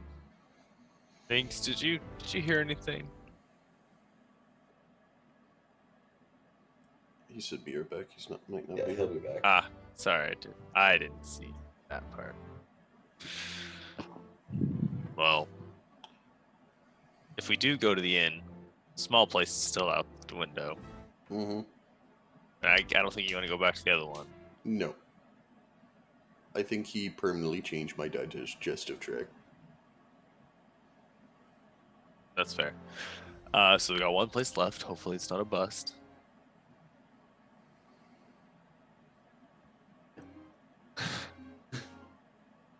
So you begin heading out, knowing you have one place left that is either not way too small or run by the Orca and Chef. As continue moving on, are you going straight to the inn or are you going to the druid to try and find Terralus? I think that would depends if Neek says that Terry's. No, yeah, I would. My vote would be the druid. Yep. All right. You're heading over towards the druid. All right. So, you again come to that woven house, just like living wood all knitted together, and Ladea kind of sits in her usual spot, sipping at her tea. Hello, you are back after your short but very eventful hike. Have you come here to make a withdrawal from the Good Samaritan Fund? You all have each 3,000 gold pieces to your name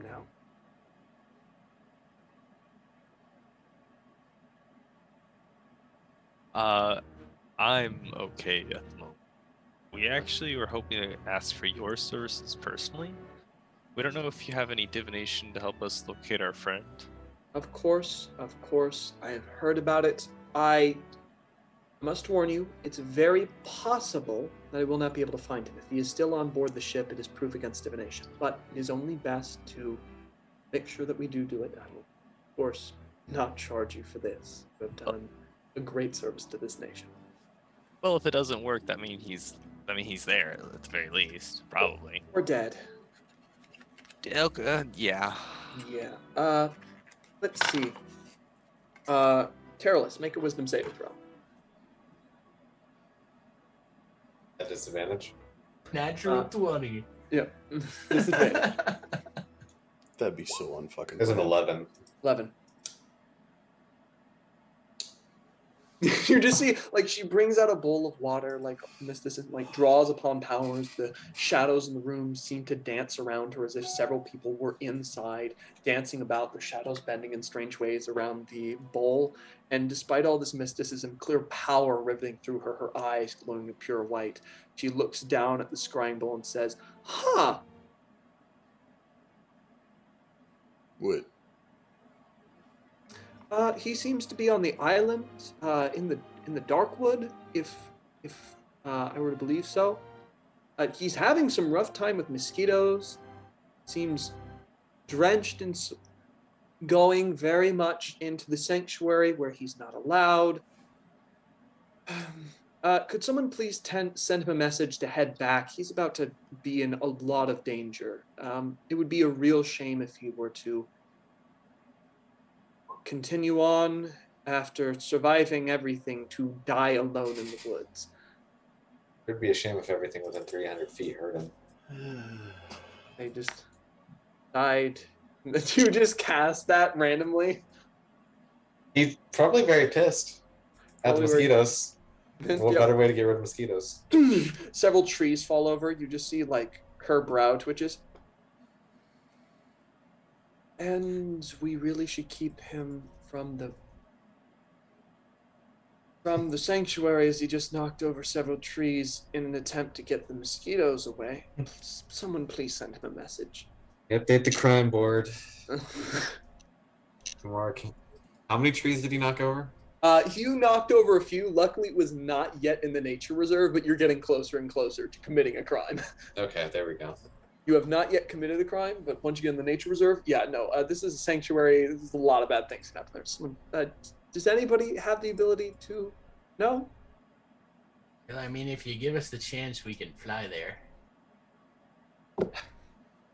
I will send some wyverns there. Is he?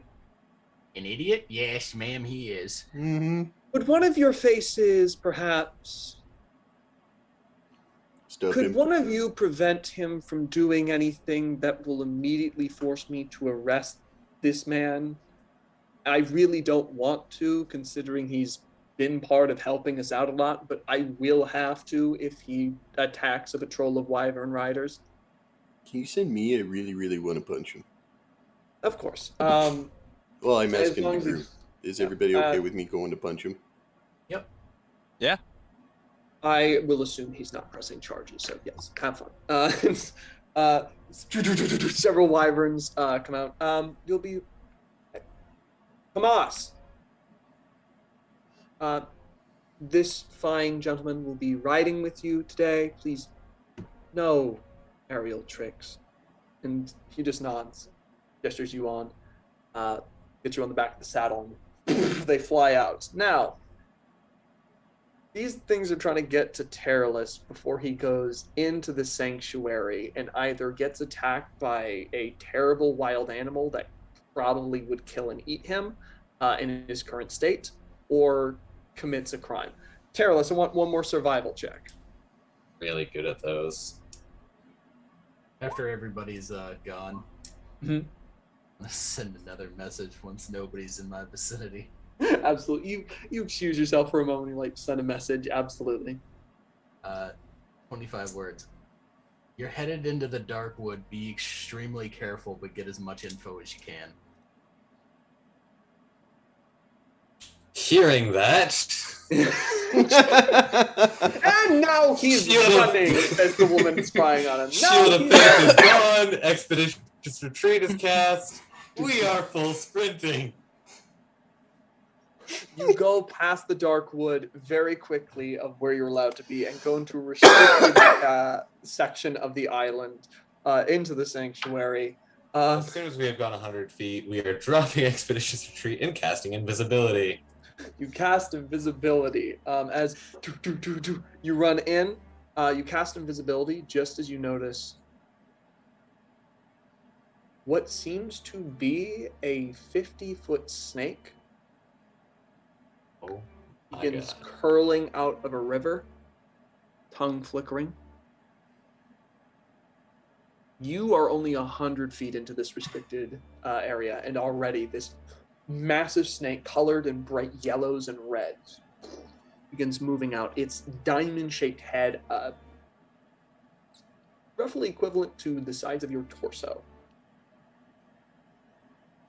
Fuck, I don't have my 6th level fucking bard. I was gonna talk to the snake. That's... Moving around, I want you to make a stealth check.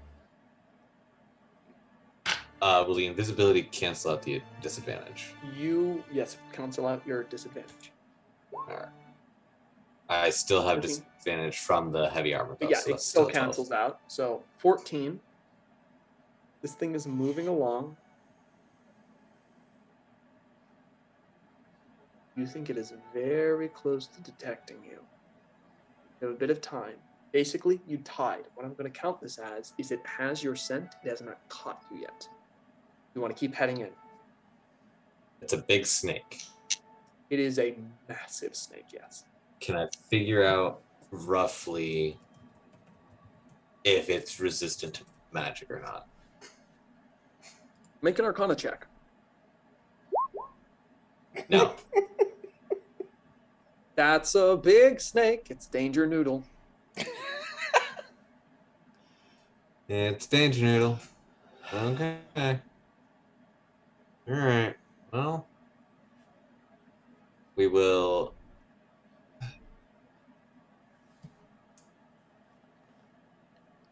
Ooh. Stupid plan. We'll Misty step into the trees.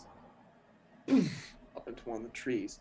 You cast a spell, breaking your invisibility. You go up into the trees, make another stealth check as your appearance would rustle several leaves. That's fine. That's a 7. It's not Immediately, fine. this snake begins curling up the side of the tree. And you It's see curling up the side of the tree? Oh, yeah. In fact, 30 feet up, how close it was, it is curled up the tree. It is at eye level with you. Its tongue flickers out. Hello, little one. Oh, wait, it can talk? To your mind. Oh. Why are you here? So far away from your home. You would not know the accuracy of that statement. Make a wisdom saving throw as it continues to bob its head from side to side. Oh, I'm really good at wisdom saving throws. I'm really good at wisdom saving throws. That's a 0. You feel so relaxed. This is the most friendly voice you've heard in a while.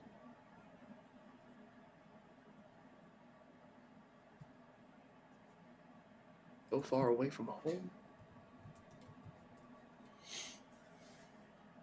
You know you're not supposed to be here.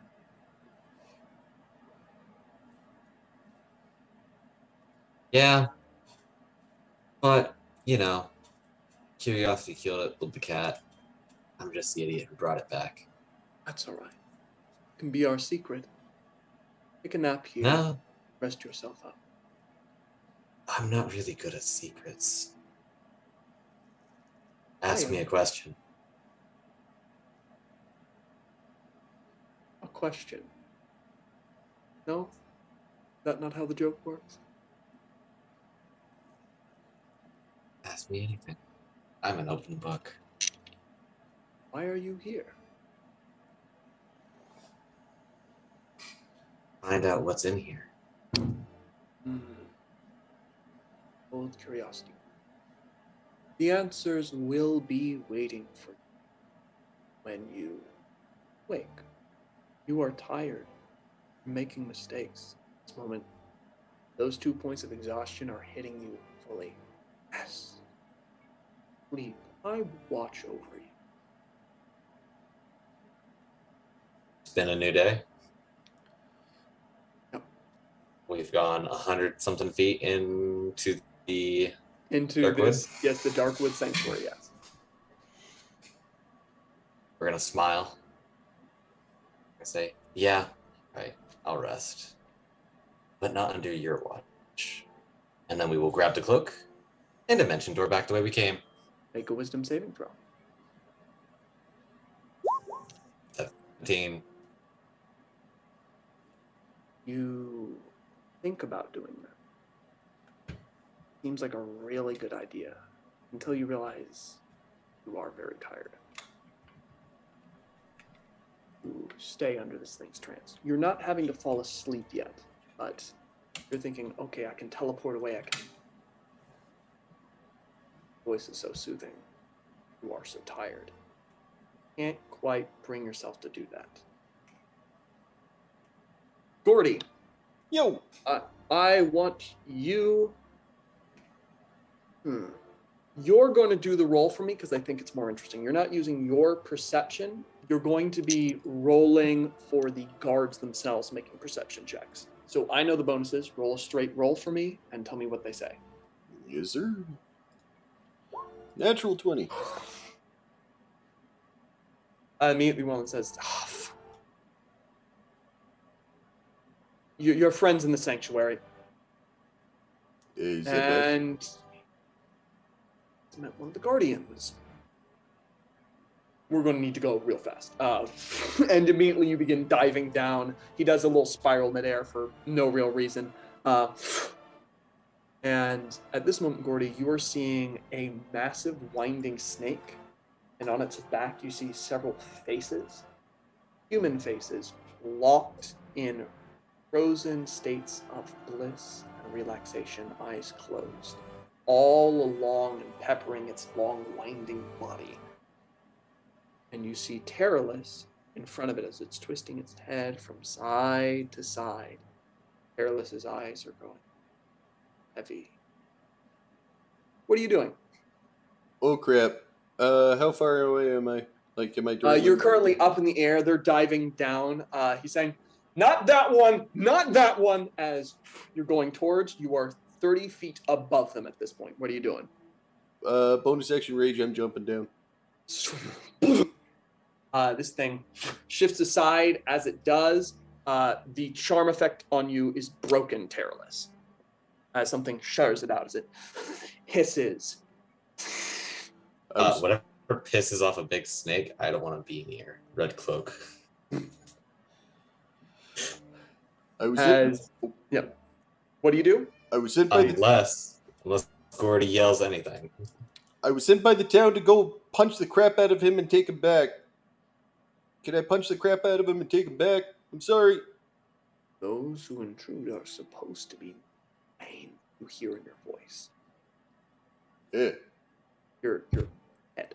I hate when people do that. Okay, well, okay, yeah, sure. How about this? I'll buy you a pig or something. Something. Just give me the idiot. Let me punch him, and then we'll go. Eyes the guards, and very reluctantly, you feel the bitterness on your tongue as a full taste, and it finds back, slips back into the river. Get your scrawny ears down here. You know what? No. I'm gonna stay in this tree. Fuck you. I'm throwing Roberta and not cutting the branch. All right, roll on that one, and this is gonna go really bad. Roll above that one, and you're fine. As you 14. 14. Careless dodges to the side, it flashes back, teleports in your hand. It's like, whoa, please do not piss off the druid circles. Back in the actual cabin with the rest of you, in that kind of place with Ladea, the druid is like, please stop! Just shouting into a scrying bowl, completely like uselessly. She spent more spells to be able to scry on this. Please stop doing that! Would you mind if I look? Shows you it, and you just see this madness going on. Yeah, he's an idiot. As we get over to you two here, what's happening in the current sanctuary area of the forest? Terralus is tired, and he has had exactly zero fun. He had a little bit of fun messing with Gordy, but now he's done. He wants to go the fuck to sleep. Yep. He's going to mention door next to Gordy, pat him on the shoulder, and then probably pass the fuck out. Scoop him up. It's time. It's bedtime. Okay. All right, let's leave the sanctuary before anything meaner comes out. We're gonna go. We're gonna go. Going. Yep. And when the guards turn around, even though Gordy's pissed at him, he will kind of half-ass give him a hug, sling him over. I swear to God, you're worse than any of my kids. And we'll go. Get back on top of the wyverns.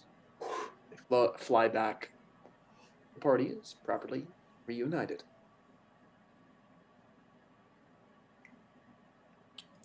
Found him. He almost got eaten.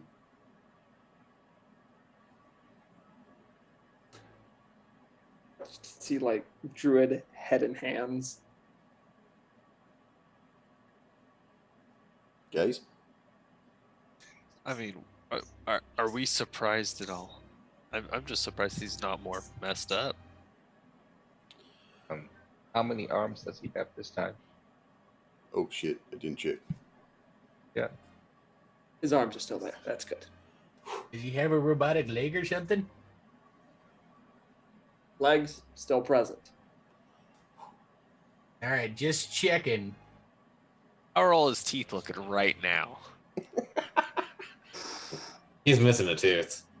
He can't focus on his It's guys. cracked. It's cracked and like broken molar right now. It's like a jagged piece of enamel left where there was a tooth.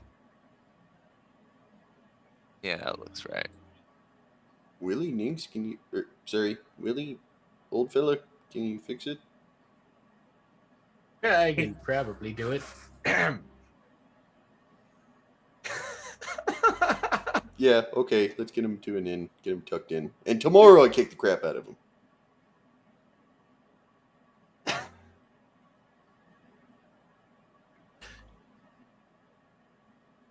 What is Nick's doing? Absolutely nothing. Perfect. Nothing happens. Oh, I thought you were giving me shit for saying your real name. My bad. You are brought all back. You see the third inn, which is not the Wayfarer's Wreck. Are you going to this new inn? All right. I think we are. I ain't going back in that friggin' filthy Orcas place. You go to a place simply called the Wormling's Den.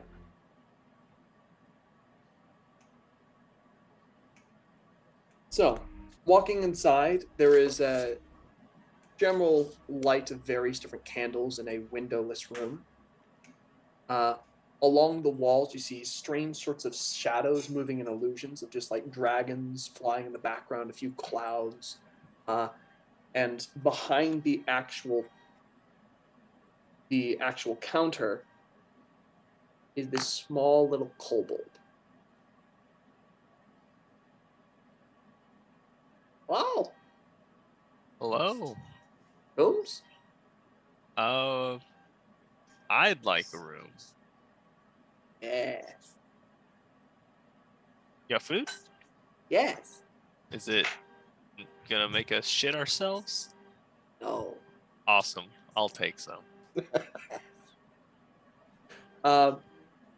What gets brought in front of you is like not anything you actually ordered, just like you see what seems to be like fine tea handed out, as well as several biscuits.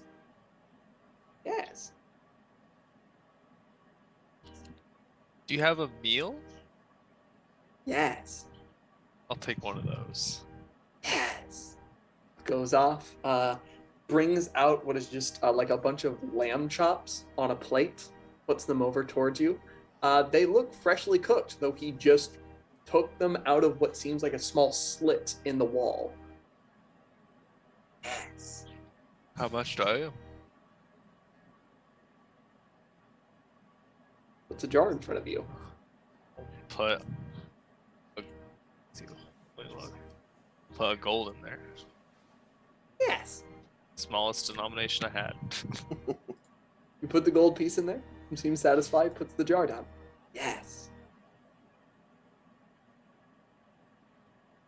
eyes turn towards everyone else. I'll throw 20 gold in there. Give me a place to put this luck and crap. Yes. And are you pointing up towards Terralus? Yeah. Yes. A door suddenly appears in the back wall. Yes. Willie, is that safe? Yes. You're not Willie. Their face morphs and changes into Willie's face. Yes.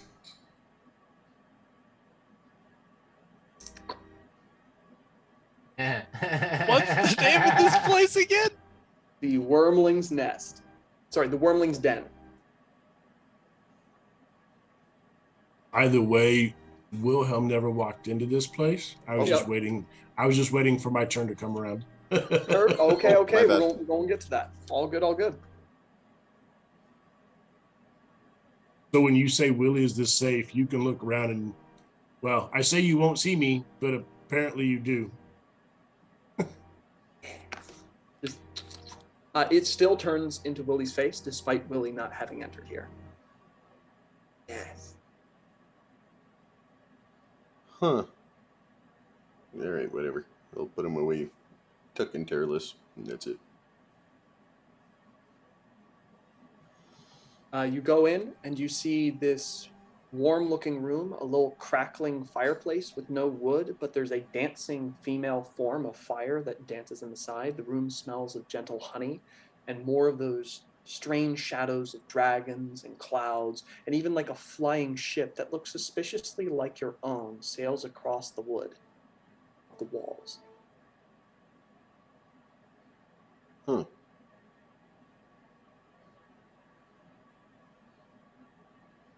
Well, you should be safe here, buddy. Get some rest. You want me to stay with him, make sure he's better? Yeah, apparently now we lost the freaking gnome, so I'm gonna get something to eat and go looking. Alright. Oh. You rest Terralus down on a bed that is ludicrously soft, as it almost seems to swallow his form. The covers on their own tuck over him, big furry things where like a pillow seems to comfort his head and hug it for a bit before letting him sleep. In this place, the Wormling's Den, as we shift over. Wilhelm, what are you doing? I would have stayed at the back of the group, waited for all of them to go in, and then I would have turned around and headed actually over to the Wayfarer's Wreck. All right. Wayfarer's Wreck. You walk in. It's very busy at this hour. I'm actually looking for Tala. Fantastic. Orca behind. Do you ask the Orca or you just go search? Yeah, that's fine. I'll walk up to the bar and hey, what's up? I'm Day. Yeah, looks like it. No, I'm not real hungry at the moment. I'm actually looking for Tala. Is she around? Yeah, working on the beds. Okay, can I just go up there? Or? Yeah, you'll find him. Okay. She's upstairs, probably working in the third room to the right. Sounds good. Thank you. And I'll head upstairs to the third room on the right. Third room on the right. Going over there, you see the door is open. There is light cursing and gnomish coming from the room. A spring, there's like a metallic sound. She rushes out, holding her bleeding head at this point. As she rushes out or gets closer, gets next to me, I'll just reach up and kind of put my hand on her shoulder to kind of stop her. As I do, I'll cast Cure Wounds to try and close up the damage from the spring. Thanks. Yeah. Excuse me. I didn't mean to startle you if I did. Yeah, good. Is Misfit here? Yeah, Misfit Or I and immediately George. fall on Misfit. Misfit's right beside me, and George is kind of floating behind me. Holy crap! How'd you get those working? Well, not really the reason I came to find you, but definitely worth a conversation. Name's Wilhelm, by the way. My friends call me Willie. Don't know why, but they Tala, do. friends call me Tal. Tao, nice to meet you. Yeah, everyone likes shortening names for some reason. Yeah, I don't know, it's weird. Like, is I was in here the other syllables day. too much? Yeah. Well, me and my friends were in here the other day, and I noticed you, but they left in a hurry, and so we just kind of scuttled out. But I've seen some of your handiwork, and just thought maybe I'd like to, sit down and converse with you. And I met Chef, very interesting. And I'm gonna pull my book out and just kind of flip through some of the drawings I did, trying to think of improvements for Chef. And you seem to be pretty good at what you do, but I have some ideas for improvements, and just was wondering if maybe we could just sit down and talk. You crosses. Make a persuasion check. At advantage, I'm going to say. Okay. Come on, smooth criminal, you got this. Like, immediately the moment when you mention, like, improvements, her arms kind of, like, cross. She gets a little defensive. It's 17. 17. Yeah, okay. It would be nice to talk to another bald head. Yeah, absolutely. Right. Someplace we could go, or? Yeah, I mean, I got my own private room here. We could talk downstairs. Whatever makes sense for you. I mean, I'll leave that up to you. Whatever's more comfortable for you, I suppose. Yeah, let's talk downstairs. Yeah, I'll grab a table. Okay, it's pretty busy down there. Kind of noisy, but Yeah, not in my booth. Okay. She bustles down. Pauses, glances back at you.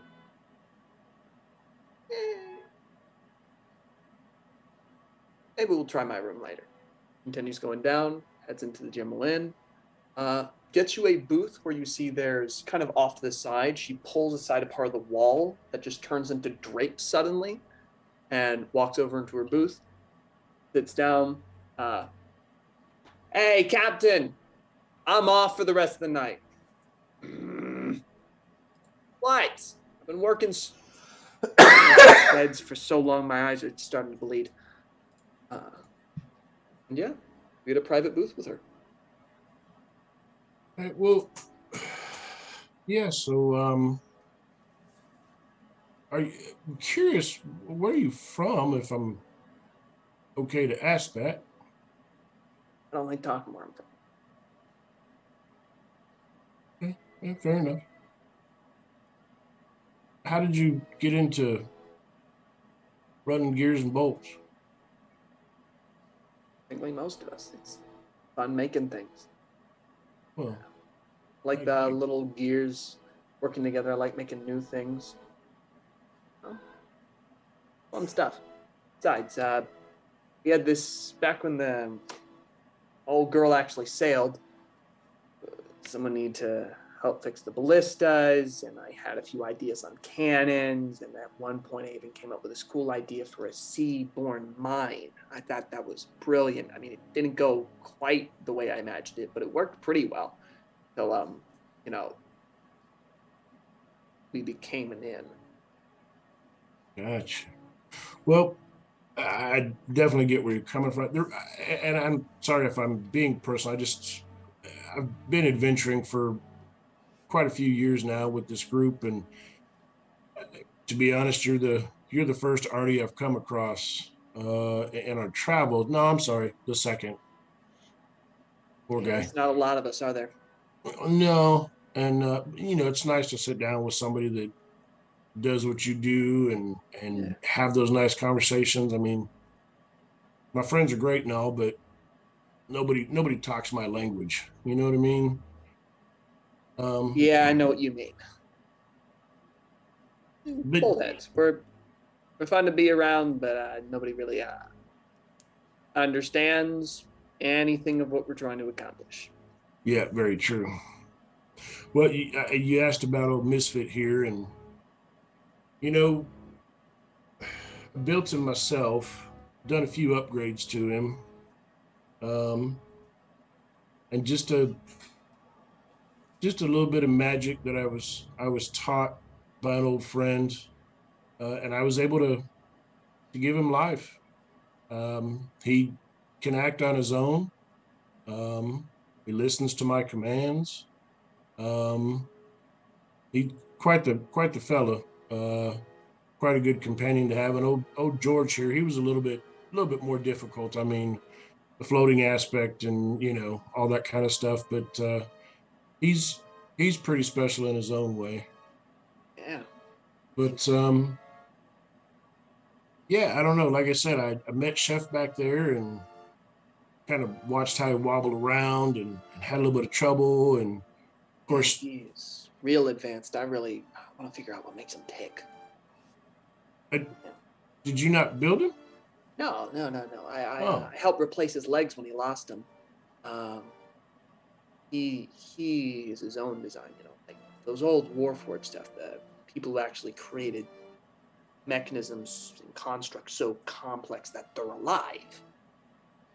Chef isn't like a lot of other constructs who have a facsimile of life. No, he's alive. I don't care what the religious folks say. He has a soul. It's weird, but well, actually, I feel like that's the pinnacle, right? Yeah, absolutely. I actually have a friend that's a Warforged. You do? Oh yeah, great guy. You know who made him? I never asked him. I guess I kind of felt that might have been a little rude. Yeah. But says he don't remember, but well, true. Well, are you hungry? Can I get you something to eat, maybe, or? I mean, I work here. Why don't I get you something? Well, just trying to be the gentleman type, I suppose. All right, paper, scissors. Okay. If I win, I get to pay for you. Okay. Rock, paper, scissors. That's where we cut out. As you bring out gun, she brings out gun at the same time. Fuck. We shift over as Gordy. You're kind of searching around for Wilhelm. Eventually, you come into the Wayfarer's Wreck and would see he is deep into conversation with this other gnome. Shifting over. Does anybody else have something they want to do before we end our session?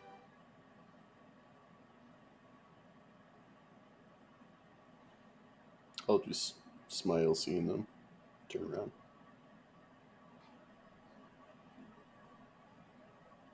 So, Hairless, I think this will be our last dream, our last scene. You have fallen asleep in a very specific place.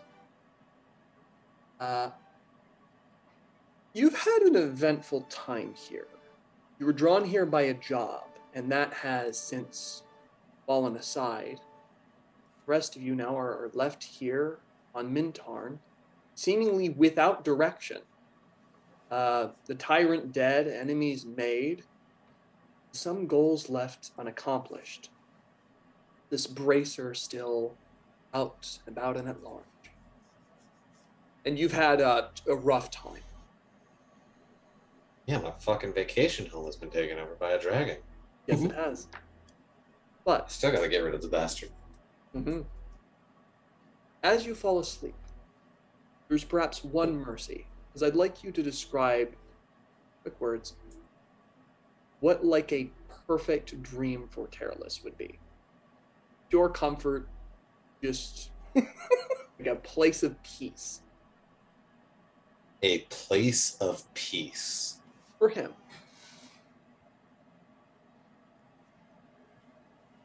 I don't think that exists. Okay. I'm gonna be honest. Given he's never actually thought about an actual peace. Him getting a vacation home is him settling down and committing fewer crimes. That's why he was going to a pirate haven. I think peace then, is a state of mind in which he is fighting less. Him just relaxing with that snake was no, not even my happy dreams are dark. More of he just only knows fighting. I think then this experience is utterly alien and strange for you. As you exist for the first time in maybe forever for you, in a vacation home, outlooking the rolling waves, beautiful sapphire, and for the first time ever, feel no urge towards violence, no cause to fight. Maybe there's a dog, maybe there's kids, maybe there's anything. A thing, all these sorts of experiences, for Terrorless, you probably never considered, never imagined, never thought you'd ever be satisfied with. But in this strange moment, it feels right. Like the happy ever after at the end of a book that never exists in real life. You know, things happen after happily ever after. Life doesn't exist in a constant state of peace. In fact, I think it's a pretty fair statement to make that nobody lives in a constant state of peace. Life isn't like that. It has ups and downs. But in this moment, you are in a storybook. And you live in the happily ever after. The absence of conflict and the ever-present joy, elation, and calm. It is perhaps one of the most alien experiences you've ever had, more than having a snake in your head, more than seeing the Shadowfell, your patron, all the terrible things you fought. I don't think any of those were quite as alien as this experience is for you. Or Nynx, as you're making sure Terrorless is okay, you see this very dream, formed from the dragons in the airship, literally cast in shadows above his bed. And for a moment, you watch the impossibility of a peaceful Terrorless. Like all things, morning comes, you wake, and that is nothing but memory. As life welcomes you in the morning.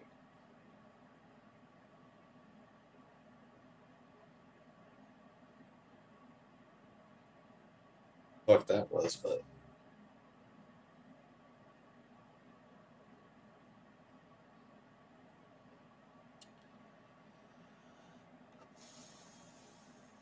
Is there any last moment between Terrorless and Nynx at this moment?